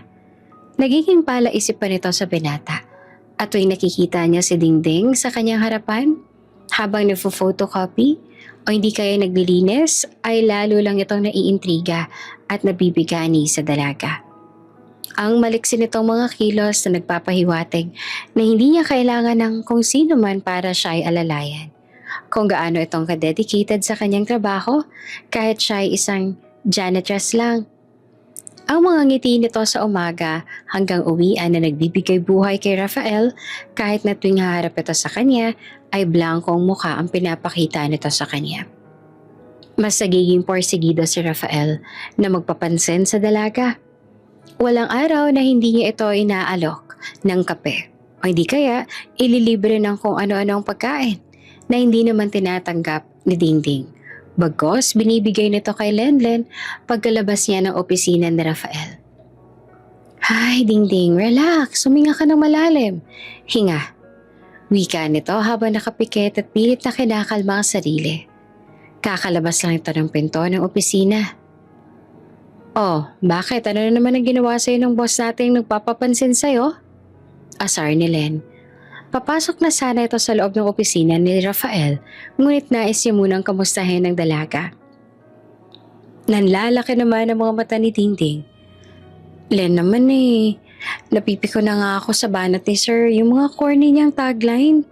Bumanat ba naman ng Dingding, pakiremind nga ako mamaya na huwag masyadong umiti. Baka kasi mamaya mawalan ka ng focus sa ginagawa mo. At ang galing mo talaga sa multitasking. Kaya mo sigurong pagsabayin ng trabaho at pagtakbo sa isip ko. Sino hindi maiinis doon? Daing ni Dingding. Natawa si Len. Anong sagot mo? Ang sabi ko, ganun po ba sir? Akala ko kasi trabaho ang focus niyo, hindi ako. Tapos bago pa siya makapagsalita, lumabas na ako. Bahala na mamaya kung paano ko tatapusin yung mga pinapagawa niya. Hindi ko na talaga kasi siya kinakaya. Boom! Lakas mo talaga, Dingding. Saludo ako sa'yo. O siya, sige. Tatawagin na lang kita pag tapos na kami mag-usap ni Sir ha. Doon ko muna sa table ko. Ani pa ni Len. Pagpasok ni Len sa opisina, nanlaki pa rin ang mga mata ni Rafael. Alatang hindi makapaniwala sa sinabi sa kanya ni Dingding. Sir, ayos lang po ba kayo? Tanong ni Len nang makita si Rafael na sa ganoong itsura. No, I'm not okay today, Len. Tell me, pangit ba ako? Hindi ba ako kaakit-akit or nangalawang na ba ang charm ko? Halata sa mukha ni Rafael ang pagkadismaya. Sir, isa po kayo sa mga young bachelor ngayong generation. Kahit po sino babae na kindatan niyo, panigurado kikiligin. Yun nga lang, iba lang po talaga siguro si Dingding. So, what should I do? Talagang gusto niyo po siya, sir, ano? Mapangahas na tanong ni Len. Yes, I like her. I really like her. She has a thing na hindi ko maintindihan. I'm super attractive to her, and I really want to know her. The eagerness and the curiosity kill me so much. I must do something, Len. Nakita ni Len sa mga mata at dama sa mga salita ni Rafael na seryoso ito sa kanyang sinasabi.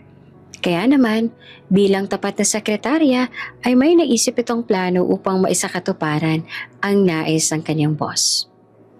Kinabukasan habang naglilinis ng estante si Dingding sa opisina ay biglang may sinabi si Rafael. Dingding, paki-receive naman yung package sa baba at isukat mo yun for fitting.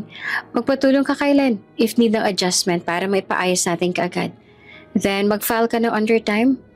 Wika ni Rafael habang siya nagbubuklat ng mga papel. Bakit po sir? Pagtataka ni Dingding. We're going to an event this evening at ikaw ang sasama ko. I'll fetch you at exactly 8 p.m. sa bahay niyo. So you must prepare yourself early. Po? Biglang bumaling si Dingding at nanlaki ang mga mata. Tuloy pa rin si Rafael sa pagbuklat, kalmado. Ngunit sa kaibuturan ng kanyang puso ay halos magtatatalo na ito sa tuwa dahil alam niyang magtatagumpay ang plano. You heard me? Do I have to repeat what I've said? Masungit itong tanong. Napakagat ng kanyang labi si Dingding. Hindi po, sir. Ang ibig ko pong sabihin ay, bakit po ako? Hindi po ba dapat si Len ang kasama ninyo? Huminto si Rafael sa kanyang ginagawa at tumingin kay Dingding. Matalim ang kanyang mga titig at punong-puno ng otoridad. Ikaw ang gusto kong kasama. Baks, anong gagawin ko? Namomroblemang daing ni Dingding pagkatapos niyang ikwento ang lahat ng pagka-uwi niya. Maaga siyang pinauwi ni Rafael upang makapaghanda para sa event mamaya. Mabuti na lang at nasa labas si Liam, nakikipaglaro sa kanyang mga kaibigan. Si Carla naman ay pupungas-pungas dahil kagagising lamang nito. Wait, anong klaseng event pa yan? May gown ka na ba? Anong motive? Mag-size kayo ng paa ni Mama, hindi ba? Kailangan natin pumunta sa bahay para mahanap kita ng heels. Nababagay sa damit mo. Ano pa ba? Makeup. Kailangan mo ng makeup at hair. Tarantang sabi ni Carla. Baks, anong heels at makeup at gown? Ano pinagsasasabi mo? Hindi yan ang pinoproblema ko. Inis na sabi ni Tingting. Ay, hindi ba yun? Sorry. Anong problema mo? Ani ni Carla. Napaupo na lang sa kama si Dingding sa kama ni Carla. Napahilamas ang mukha sabay sa lumbaba.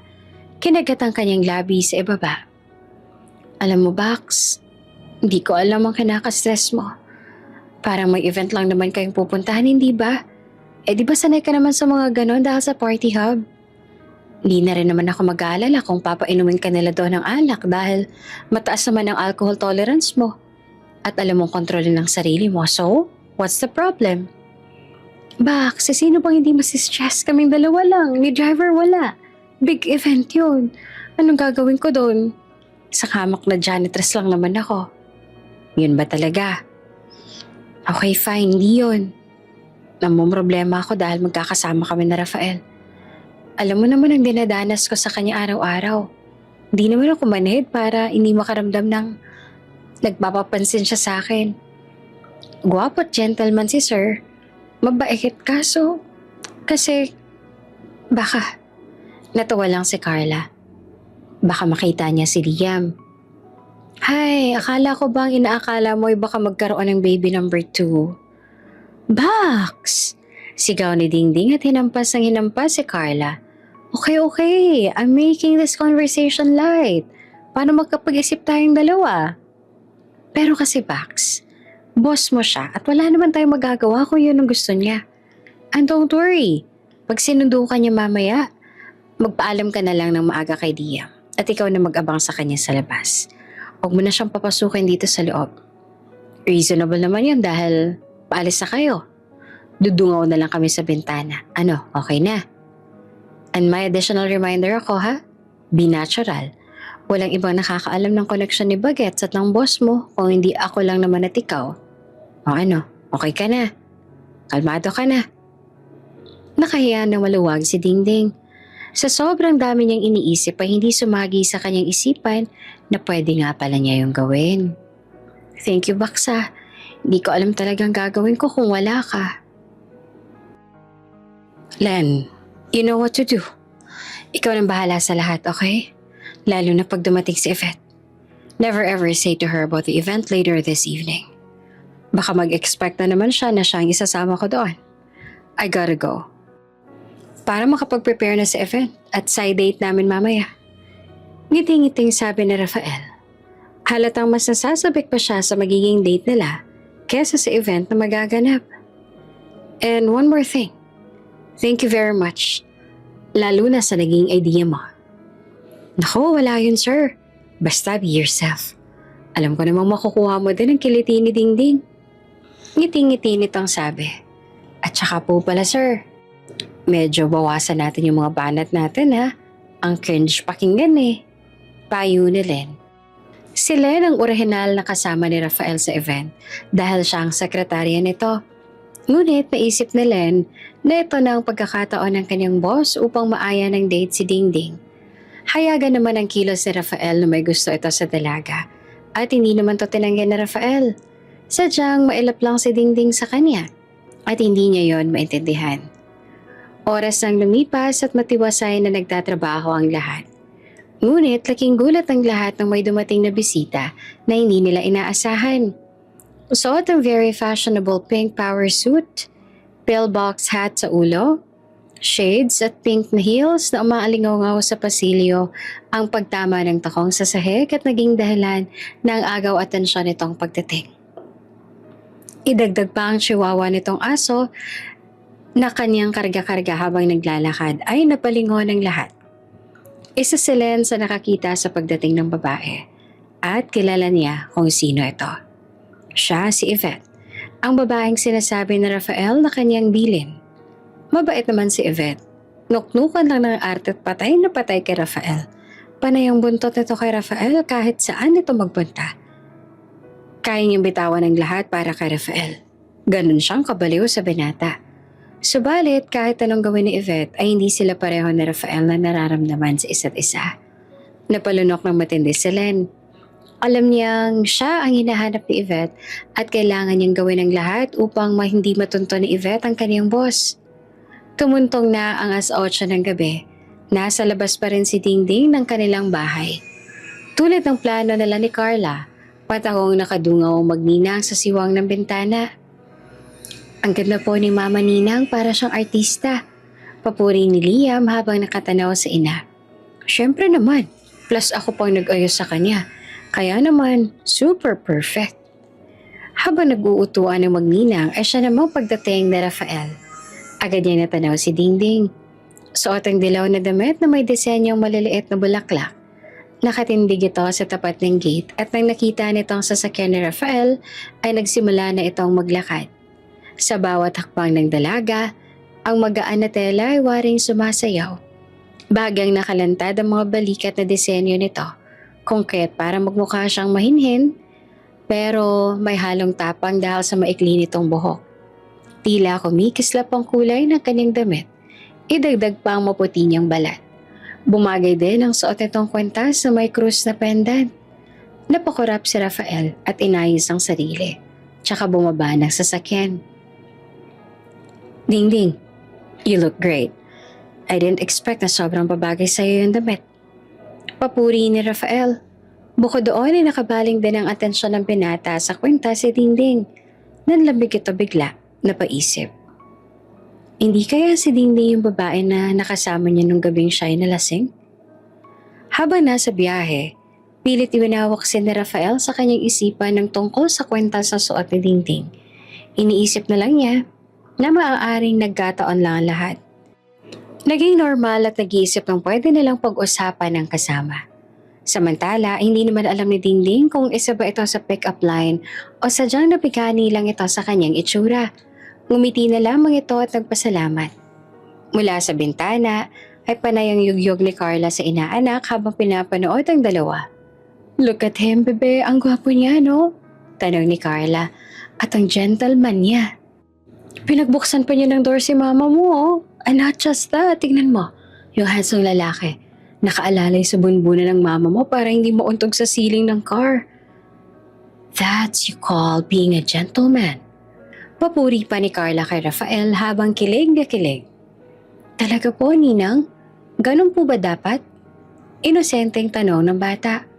Oo, bebe, ganun dapat. Sinundan ng tingin ni Liam ang sasakyan. Bakas ang pagtataka. Hindi niya alam kung bakit. Ngunit sa kanyang isipan ay tumatak ang mukha ni Rafael. Tila may kung ano sa lalaking kanyang nakita. Parang gusto niya itong makilala.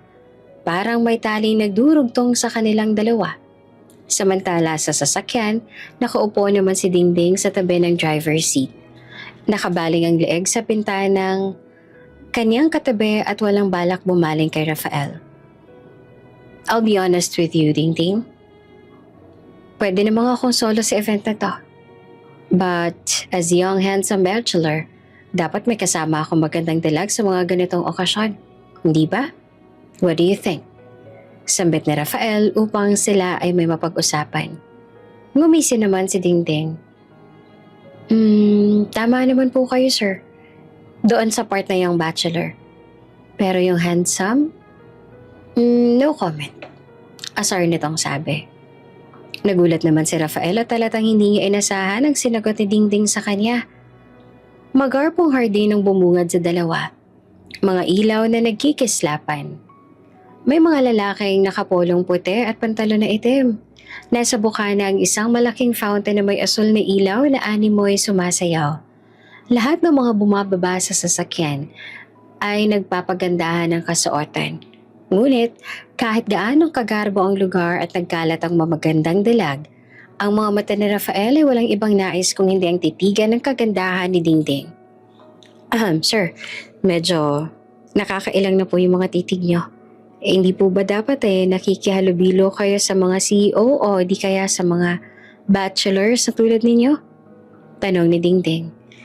Magkatabi ang dalawa sa isang malaking bilog na mesa. Inilibot ni Dingding ang kanyang mga mata upang malibang. Samantalang si Rafael naman ay nakatingin lang sa dalaga. Yes, you're right. Dapat ganun na ginagawa ko sa mga oras na to. Tulad ng ginagawa nilang lahat. Nililibot ang bawat sulok ng malaking hall na to para makipagkwentuhan at makipagkamustahan sa mga taong hindi ko naman kalala. Uubusin ang oras at laway para purihin ang mga damit at alahas silang suot. Wika ni Rafael habang nilalaro ang table napkin sa kanyang harapan. Pero sad to say, hindi ako ganoon. Sabay buntong hininga at baling sa katabing si Dingding. Kaya nga kita sinama dito para ipakita ang mundo ko. Gusto kitang dalhin sa dalawang mundong ginagalawan ko para makalala mo kung sino ako. At kinindatan nito si Dingding. Naramdaman ni Dingding ang kanyang mga pisngi na nanginginit. Gusto niyang hawakan ng mga ito ngunit baka akalain ni Rafael na siya'y kinikilig. Umiwas na lang ito ng tingin at nilibang ang sarili. Ilang sandali pa at isa-isa nang namatay ang ilaw. Hudyat na magsisimula na ang programa. Nakaabangan lahat. Ngunit imbes na manood, hinawakan ni Rafael ang kamay ni Dingding at inayang lumabas. Sir, teka po, hindi ba dapat ay nasa loob tayo? Dahil nandun ang event, bakit po tayo lalabas?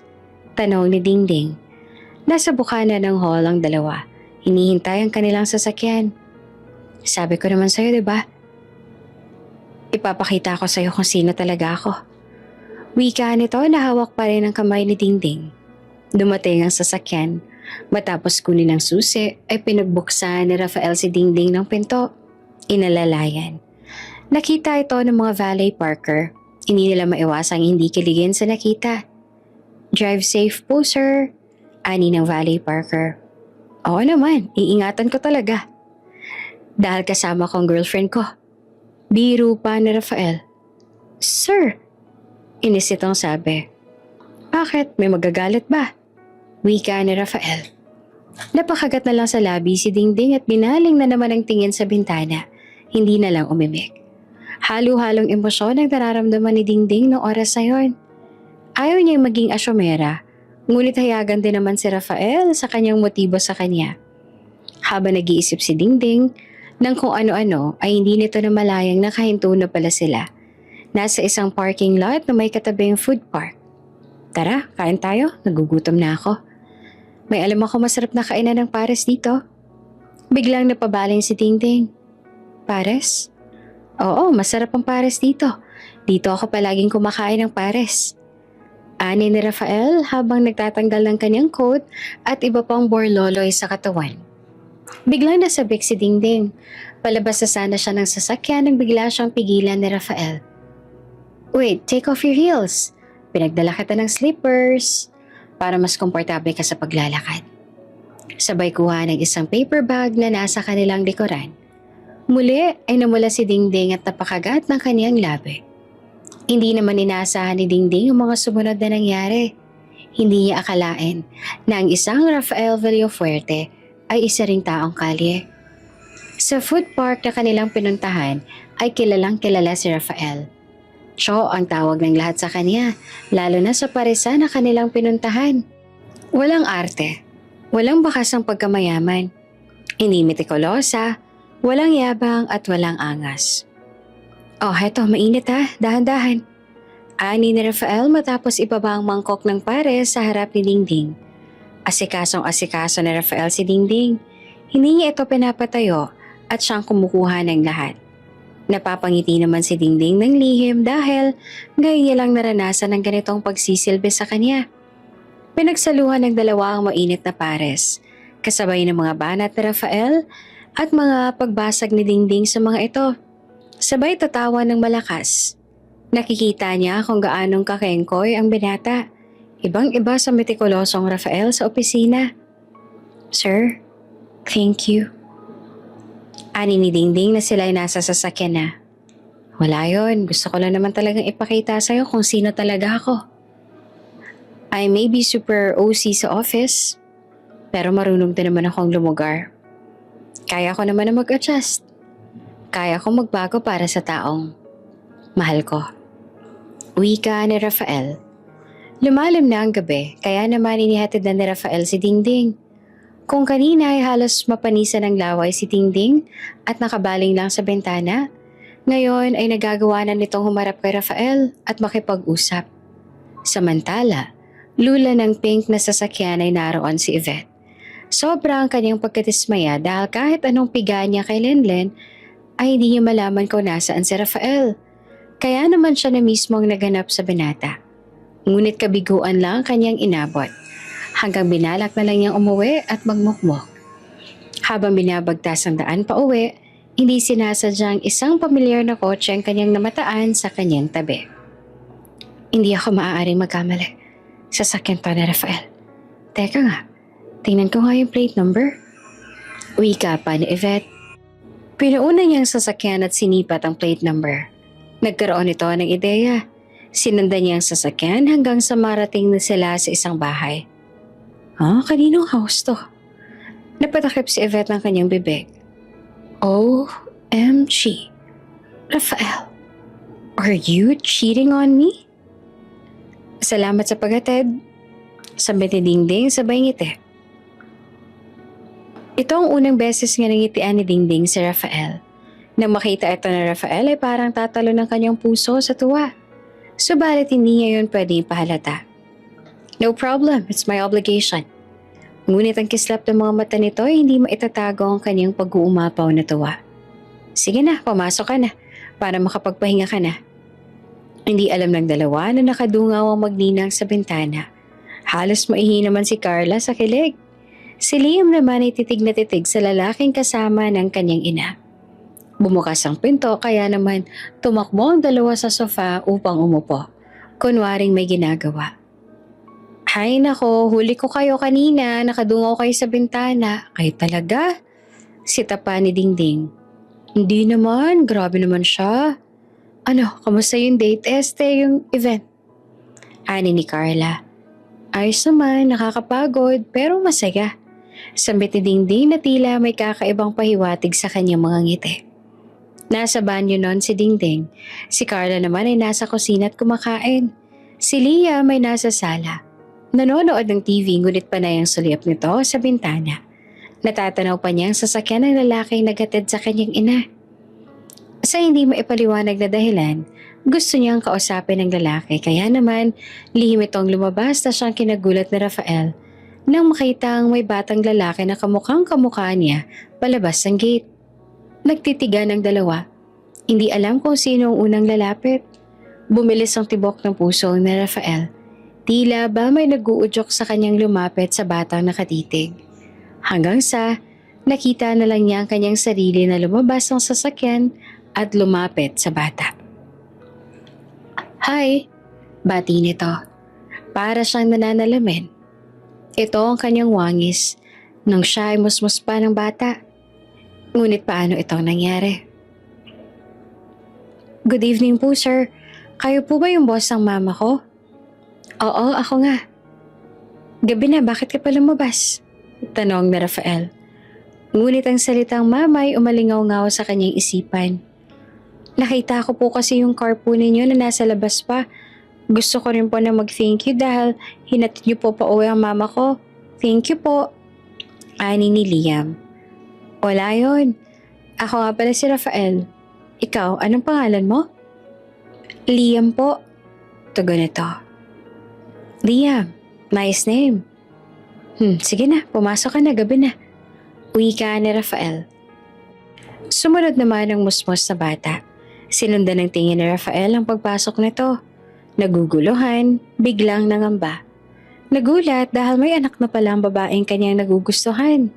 Ngunit sa kabila nito, Ngayon ay naiintindihan niya na kung bakit naging mailap ang dalaga sa kanya. Lula ng kanyang sasakyan, hindi maalis sa isipan ni Rafael ang wangis ng batang si Liam. Nang gabi rin yon, pagka-uwi niya sa kanyang bahay, ay humanap siya ng luma niyang larawan. Tinitigan magdamag. Akong ako yon. Kamukhang kamukha ko si Liam.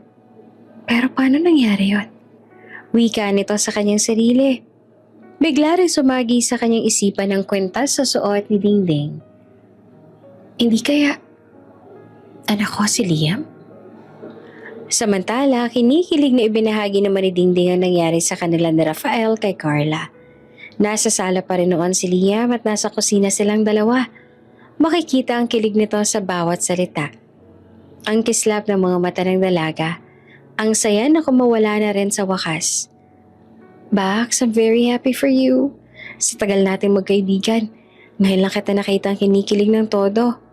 Pares lang pala, magpapalambot ng puso mo. Asar pa ni Carla. Sira, hindi naman dahil doon. Hindi lang talaga ako makapaniwala na may kabaitang taglay pala ang lalaking yun. Na-cowboy din pala siya. Kaya niya makisalamuha sa tulad nating dukha. Nako, kung makita mo lang siya kung paano siya makipagperdagulan sa mga tao sa food park, hindi mo akakalaing may-ari siya ng malaking kumpanya. Nako. Ano, in love ka na sa tatay na, Pax, shh. Huwag ka maingay, baka marinig ka ni Liam. Pagpigil pa ni Dingding sa gustong sabihin ni Carla, Okay, behave na. Pero paano si Bagets? Paano yung si Sir Rafael? Ang sayang nag-uumapaw kanina ay biglang nawala. Di ko pa alam.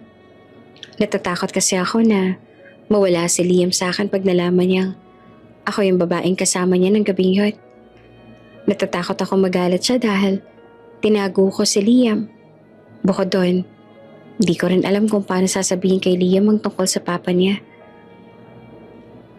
Ano tong gulong pinasok ko? Nalalatang sabi ni Dingding. Pinilit na naging normal ni Dingding kinabukasan. Maaga siyang pumasok at nagsimulang magdinis ng opisina. Tinulungan sila sa ilang mga file at office works. Ngunit si Rafael, tila nilalamon pa rin ang isipan sa kanyang mga nakikita ng gabi yon. Len, may nakwento ba sa'yo si Dingding tungkol sa personal na bagay? Biglang tanong na Rafael habang sinasabi ni Len ang kanyang schedule para sa araw na yon. Paminsan-minsan po nag-o-open naman siya. Pero most of the time, pure work lang po talagang pinag-uusapan namin. May nabanggit ba siya kung sinong kasama niya sa bahay or kung may ka-live-in or anak? Halata sa tono ng boses ni Rafael ang pagsisiyasat. Biglang napaisip si Len. Naalala niya ang wallpaper ni Dingding. Bakit po sir? May nalaman po ba kayong bumabagabag sa inyo tungkol kay Dingding? Sumandal si Rafael sa sandala ng kanyang upuan. I saw her son, Liam. Nagulat ako. As in, gulat na gulat. She didn't declare it. Halatang inis sa mukha ni Rafael, naguguluhan sa kanyang nararamdaman. Sir, hindi naman po sa pero kung ako po ba yung may anak at hindi ko po dineclare, ganyan din po ba magiging reaksyon ninyo? Sunod na tanong na Len. Nagulat si Rafael sa tanong ng kanyang sekretarya. Of course. Yes. Talaga po ba, sir? Big deal sa inyo? Or naging big deal lang siya dahil si Dingding ang may anak? Natahimik si Rafael at hindi na nakasagot. Sir, alam naman po natin na may gusto kayo kay Dingding. Hindi naman po tayo hahantong sa ganitong setup kung wala. Joke lang po ito, diba? Pero sir, kung talagang gusto niyo siya, hindi magiging hadlangan na karaan niya. Ano ngayon kung may anak siya? Kung single mom siya? I'm sure ang dahilan niya naman kung bakit niya tinago ang bagay na yon ay para makakuha ng trabaho. Hindi ko ba naman kasi alam kung bakit may diskriminasyon ng bansa natin sa pagiging dalagang ina. May anak lang sa pagkadalaga, bumababa na agad ang tingin nila sa tao. Hindi ba nila alam na ang single mom ay dapat hangaan dahil kahit iniwan sila ng partner sila, kaya nilang tumayo mag-isa para itaguyod ang mga anak nila? Tuluyan na nadala si Len sa kanilang usapan. May punto naman ang mga sinabi ni Len. Naliwanagan si Rafael sa tunay niyang nararamdaman at iniisip. Paalis na noon si Len. Ngunit muli itong bumaling kay Rafael. At saka nga po pala sir, kung talagang mahal mo siya, matatanggap mo kung sino siya. Mula sa nakaraan niya hanggang sa kasalukuyan. At pati ang anak niya ay mamahalin mo rin. Hindi lang si Dingding. At dapat mas mahal mo ang anak niya, higit sino man. Tama lahat ang sinabi ni Len sa kanya. At bukod doon, may kakaibang connection siyang nararamdaman sa bata. Kaya mula ng araw na yon, lihim niya nang sinubaybayan ng bata. Tuwing may meeting siya sa labas o hindi kaya may bakanting oras, ay dumadaan siya sa bahay ni Dingding. Tinatanaw mula sa malayo ang bata. Minsan nagkakaroon siya ng lakas ng loob na kausapin ito. Hanggang sa tuwing nakikita siya ni Liam ay kusa na itong lumalapit sa kanya upang batiin at minsan ay makipagkwentuhan. Sa ganitong paraan, nakilala niya si Liam. Hello po, Tito Rafael. May dinaanan po ulit kayo na malapit dito? Ani ni Liam. Oo, meron akong binili na malapit dito kaya heto, pinuntahan na rin kita. Bakit nagsasawa ka na ba sa itsura ko? Dahil araw-araw kitang pinupuntahan? Naku, hindi po. Natutuwa nga po ako kasi palagi niyo po akong pinupuntahan tsaka palagi po ako may pasalubong galing sa inyo. Pabulong nitong sabi. Hindi lang pagtanaw at pagkamusta ang ginagawa ni Rafael. May bitbitin nitong kung ano-ano at madalas ay pagkain, tinapay, merienda. Sekreto lang dalawa ang palagi niyang pagpunta. Samantala, hindi lamang si Rafael ang may lihim na pagmamanman na ginagawa. Walang kamalay-malay ang lahat na nagmamasid rin si Yvette sa lahat ng kanilang mga galaw. That janitress. Ang kapal naman ng mukha niyang landain sa Rafael ko. Tapos malaman-laman ko na may anak na pala siya. This cannot be. Kilala ko ang mga tulad niyang babae. Lalandiin niya lang isang mayamang lalaki para hututan. Magpapaawa at gagamitin ang kawawang nilalang para makakuha ng pera. Pera lang naman ang habol ng babaeng yan. I have to do something para maalis ko sa buhay namin ng babaeng yan. Kailangan kong imulat ang mga mata ni Rafael at ipakita ang tunay na katauhan ng babaeng yan. Gigil nitong sabi habang nakatanaw kay Rafael at kausap nito ang batang si Liam mula sa malayo. Nang araw ding yon, habang wala si Rafael sa opisina, ay tiyempong pumunta si Yvette at dumiretso sa opisina ni Rafael. Nang mga oras na yon ay magkasama ang dalawa, si Len at Dingding na nag-aayos ng conference room para sa meeting. Ma'am, ano pong ginagawa niyo dito? Gulat na sabi ni Len. Bigla na lang kasi itong pumasok sa conference room. Suot ang neon pink niyang dress at bitbit pa rin ang chihuahua niyang aso. Bakit? Sino ka ba para sitahin ako ng ganyan? Isa ka lang namang sekretary. Baka nakakalimutan mo. Pag naging asawa na ako ni Rafael, ako nang mamimili na magiging secretary niya. Kaya magdasal ka na. Banta nito. Nagulat si Dingding sa kanyang narinig. Unang beses niya lang din nakita ang babaeng kulay pink. Matapang ang kanyang aura at bukod doon, nagulat siya dahil may nobyo na pala si Rafael. Agad ito nag-isip at natawa na lang sa kanyang sarili. Hay, sinasabi ko na nga ba, ilusyon na lang isang katulad ni Rafael na magkagusto sa akin. Ngayon, sigurado na ako naaaliw lang siya sa akin. Sino ba naman kasi ako? Isang hamak na janitress lang naman. Oo, may anak nga kami pero ako lang naman ang nakakaalam. Wika ni Dingding sa kanyang sarili. Habang malalim ang iniisip ni Dingding, hindi nito na malayang kinakausap na pala siya ni Yvette. Bingi ba tong janitress na to? Gigil na sabi ni Yvette. Po? Balik na tanaw ni Dingding. Ang sabi ko, gusto ko mag-absent ka at huwag mong sasabihin yun kay Rafael. Magdahilan ka ng kahit ano. Dahil isasama kita bilang yaya ko sa isang event. I wouldn't accept no for an answer. At may inilapag itong paper bag sa mesa. Ayan ang susuotin mo, entiendes? Ipapasundo ka sa driver ko. Don't be late. Sabay talikod at alis. Nagkatinginan ng dalawa. Len, ano gagawin ko? Tanong ni Dingding sa kasama. Mabuti pa, sundin mo na lang siya. Wala na tayong magagawa. Anak siya ng major stockholder ng kumpanya. Bukod kay Sir, makapangyarihan ng pink na babaeng yun. Kahit nakakainis siya, boss pa rin natin siya. Huwag mo na lang pansinin ang mga sinasabi niya. Hindi naman siguro yun nakakainom ng gamot kaya ganon. Payo pa ni Len. Ako nang bahala kay Sir bukas. Wala na naman siguro yung magawa kaya nanggugulo ng mga tao dito sa opisina.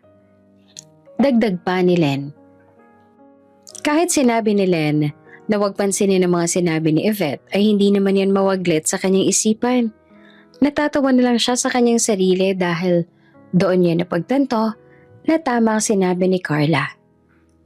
Umaasa siya kay Rafael, lalo na nang nakilala niya ito ng lubusan. Ngunit sa mga nangyayari, tila tadhana na nagsasabi ng kasagutan na hindi sila para sa isa't isa. Ano ba naman yung boss mo? Ngayon maid naman ang ganap mo. Yung totoo cosplayer ba siya? Tanong ni Carla habang tinutulungan magbihis si Dingding. Ganap na ganap naman ang damit mo. May apron pa ha? Hindi naman si Sir Rafael ang sasamahan ko eh. Yung anak ng major stockholder. Nakita niya sigurong bago ako kaya ayun, ako'y napagdiskitahan. Paliwanag ni Dingding. So walang kanalaman si Sir dito. Umiling si Dingding. Inilihim nito ang kanyang nalaman dahil ayaw niyang maging masama ang imahe na Rafael sa kaibigan. Kamusta naman kayong dalawa? Any development? Anong development yung pinagsasasabi mo? Box naman, para namang ano to? Hindi ba nagkakaintindihan na kayo? Sabi mo okay naman siya. Okay na kayo? Wala pa ba siyang move na ginagawa? Hindi ka pa ba niya tinatanong kung pwede kanyang ligawan? Diretsong tanong ni Carla. Napakagat ng labi si Dingding. Dahil paano namang mangyayaring ligawan kung may kasintahan nga si Rafael at yon ay si Yvette. Magsasalita pa lang dapat si Dingding ngunit biglang may bumisina sa labas. Matapos silang masundo ni Yvette ay ginampanan ni Dingding ang kanyang gawain. Siya nga ay naging alalay ni Yvette ng gabing iyon. Pagpasok pa lang nito ay tila matyaga na ang kanyang trabaho. Hinawakan ng laylayan ng pink na gown upang hindi maipit sa pinto at madumihan. Siya rin ang unang bumaba ng sasakyan upang alalayan si Yvette. Dala niya ang bag ni Yvette at pasunod-sunod kahit saan man itong magpunta. Wala namang problema yun kay Dingding hanggang sa hindi niya inaasahang may makita. Sir, Rafael? Gulat nitong sabi. Bakas din sa mukha ni Rafael ang pagkagulat. Akala niya ay may sakit si Dingding. Yun kasi ang sabi ni Len kaya ito lumiban sa trabaho. Ano ginagawa mo dito? Sambit ni Rafael at tumahangos na lumapit kay Dingding. Nakaramdam ng takot si Dingding. Hindi alam kung paano ipapaliwanag ang nangyari. Pabuka pa lang siya ng kanyang bibig nang biglang sumabat si Yvette sa kanila. I brought her here. Empleyado siya ng kumpanya kaya naman pagmamay-ari ko rin siya. Mataray pa nitong sabi. Napailing na lang sa Rafael. Gusto niyang pagalitan si Yvette sa magaspang nitong asta, ngunit hindi ito ang tamang lugar. Okasyon nito at anibersaryo ng mga magulang ni Yvette. Dinig ito ni Dingding. Nakaramdam tuloy siya na hindi lang ito simpleng pagsisilbi kay Yvette. May halong personal na hindi niya maintindihan kung bakit. Ngunit nagkibit balikat si Dingding at nagpatuloy pa rin sa kanyang pagsisilbi kay Yvette. Dumating na ang oras ng hapunan. Alam niyo ba guys, my maid Dingding is so kawawa. Ask me why. Maarteng wika ni Yvette. Sa kanyang mga kaibigan sabay subo ng steak sa bibig habang nakapilantik ang daliri. Tumindig ang balahibo ni Dingding nang marinig ang kanyang pangalan. Nakatayo ito sa gilid. Nasa gitna siya ni Rafael at Yvette. Suot ang maid outfit na kulay itim at puti. Napakapit siya ng mahigpit sa apron at yumuko ng todo. Hindi niya alam kung anong naisipahiwatig ni Yvette. Why? Tanong ng isa sa mga kaibigan ni Yvette. Because she's a single mom. At a very young age. How sad, right? And the father of her child left her. That's why she's so kawawa. Siwalat pa ni Yvette. And when I heard that, my heart breaks. Seriously?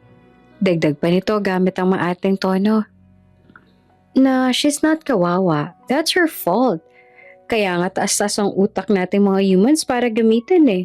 At hindi pang display lang. Hindi siya dapat kaawaan. She deserves that. Dahil kung ginamit niya ang utak niya, hindi sana siya magkakaganyan. Then what? The child will suffer? Dahil sa kagaga. Isang malakas na kalabog ang umalingaw-ngaw sa paligid. Nagulat ang lahat nang biglang hinampas si Rafael ang mesa ng malakas. No, she's not. Because I'm the father of her child. Siwalat ni Rafael na ikinagulat ng lahat. Napatunghay si Dingding. Napatingin ito kay Rafael. Kumabog ang kanyang dibdib ng sobrang lakas. Don't you ever say something bad about them. Initsa ni Rafael ang table napkin sa plato ang kaniyang harap at tumayo. Namumula ito sa galit at halatang nagtitimpi. Ngunit iba ang ugali ni Yvette. Hindi niya kayang kontrolin ang kanyang emosyon, kung kaya tumayo din ito at sumisigaw. What did you say? May anak kayong dalawa? Iskandalosa nitong sabi. Lumapit si Rafael kay Dingding at hinawakan na ng lalamig nitong mga kamay. Ang lahat ay nakatingin sa kanila. Oo, at ako ang tatay ng anak niya. May problema ba doon? You cannot judge her like that. At hinila si Dingding paalis. Nagpatianod si Dingding sa paghila sa kanya ni Rafael. Hindi alam kung paano at kailan nalaman ni Rafael ang lahat. Hanggang sa nakarating sila sa may parking lot. Hila-hila pa rin siya ni Rafael nang bigla siya nagsalita. Paano mo nalaman? Kailan mo pa alam na ikaw ang papa ni Liam? Matapang na tanong ni Dingding sa kanya na kinagulat naman ni Rafael. Paano mo nalamang ako yung babaeng nakasiping mo 7 years ago dun sa room? Room 3. Dugtong pa ni Rafael. Bumagal ang kanilang paglalakad hanggang sa tuluyan na silang huminto sa harap ng kaniyang sasakyan. Marahan siyang humarap kay Dingding. Ikaw ang babaeng yan. Ikaw ang babaeng may suot ng pendant na krus. Bakas ang pagtataka sa mukha ni Dingding. Teka lang, hindi mo alam? Pero ano yung sinabi mo kanina na ikaw ang papa ni Liam? Natawa si Rafael at napasandal sa kanyang kotse. I knew it. Kaya pala kamukhang kamukha ko siya. Look, nagmamadali nitong kinuha ang kanyang wallet at ipinakita ang kanyang lumang litrato. Ipinakita niya iyon kay Dingding. Ngayon alam ko na kung bakit gano'n na lang nararamdaman ko kay Liam. Akala ko hallucination lang yun. And I'm very sorry. Kung nag-doubt ako sa nakaraan mo. I'm really, really sorry. Nagkukulan ako. Kilala mo si Liam? Yes, Dingding. I met him. And I really love him. Sekreto ko siyang pinupuntahan tuwing aalis ako ng office. I got to know him. At tanggap ko siya bilang anak mo. Bala kong pumunta sa inyo one of these days para formal na itanong sa kanya kung pwede ba kitang ligawan. I need his approval dahil anak mo siya. But now na nalaman kong anak ko siya, everything will change. The love that I feel for him becomes more. Hindi lang dahil gusto kita, pero dahil anak ko siya. Tuwang-tuwa nito ang sabi. No! Isang malakas na sigaw ang umalingaw-ngaw sa parking lot. Napabilang ang dalawa at nakita si Yvette na humahangos papalapit sa kanila. You cannot do this to me, Rafael. We're getting engaged. See? See this ring? Sabay pakita kay Rafael ng isang box ng singsing. Napahilamos naman si Rafael ng kanyang mukha. No, Yvette, please tama na yung ilosyon mo. Walang tayo at kailanman hindi naging tayo. Oo, our parents are best friends. Pero malinaw kay na dad at mom na hindi kita gusto. At si Dingding ang gusto ko, at hindi ikaw. Siwalat ni Rafael. Nagulat naman si Dingding lalo na si Yvette sa diretsong sabi ni Rafael. Hindi ako papayag. Mamili ka. Pipiliin mo ang janitress mo na yan? O ipupull out ko ang shares namin sa kumpanya mo? Hamon pa ni Yvette. Natawa si Rafael. Aba talagang desperado ka na. Sige, go ahead. Do what you want. I started my company as a small catering service. At hindi ako takot bumalik kung saan ako nagmula.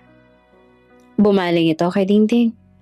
Tara, gusto ko na magpakilala kay Liam bilang papa niya. Umalis ang dalawa na magkahawak ang kamay. Nang gabi ring yon ay pumunta sina Rafael at Dingding sa bahay. Kaharap si Liam at Carla. Formal na nagpakilala si Rafael sa dalawa at hindi bilang boss si Dingding kung hindi bilang papa ni Liam. I am very sorry, anak. Alam kong walang tamang rason sa nagawa ko pero pwede pa ba akong bumawi sa mga taong wala ako? Tanong ni Rafael sa anak. Opo naman po, Papa. Tugon ni Liam. Tinutuon ni Yvette ang kanyang sinabi. Nawala ng malaking halaga si Rafael sa kumpanya. Muntik na nga itong bumagsak ngunit sa tulong ng mga magulang ni Carla ay muli nakabangon si Rafael. Nag-invest sa mga ito at pinagkatiwala na sa kanilang anak na si Carla ang pamamahala dito. Naging parte na rin sina Carla at Dingding ng Creative Events Department dahil sa background nila sa Party Hub. At bukod doon, nagkaroon na rin ng pagkakataon si Dingding na ipagpatuloy ang kanyang pag-aaral. Happy graduation, my love! Salubong ni Rafael kay Dingding matapos ang graduation ceremony. Bitbit ang isang bouquet ng bulaklak at kasama si Liam, Carla at Len. Salamat. Maraming salamat. Hindi ko naman matatapos na kung wala kayo. Masayang-masayang sabi ni Dingding. Teka, may isa pa nga pala akong regalo sa'yo. Wika naman ni Rafael. Sa harap ng maraming tao ay biglang lumuhod si Rafael. Katabi rin ito si Liam. Kinuha ang isang maliit na kahon sa kanyang bulsa at sa pagbukas nito, isang singsing ang bumungad. Napatakip si Dingding sa kanyang bibig. Will you marry us? Wika na mag-ama na nasa harap ni Dingding. Tumulo ang mga luha dahil sa sobrang saya. Hindi akalain ni Dingding na sa haba ng panahon ay mangyayari itong lahat. Hindi akalain na may happy ending din pala siya. Kahit na hindi naging maganda ang kanilang pagsisimula, ay humanap pa rin ng tadhana ng paraan upang muli silang magkita ni Rafael. Mabuo ang kanilang pamilya. Umagos ang mga luha sa mata ni Dingding. Nalulunod ang kanyang puso sa sobrang tuwang nararamdaman. Oo naman. Sagot nito sa kanyang mag-ama.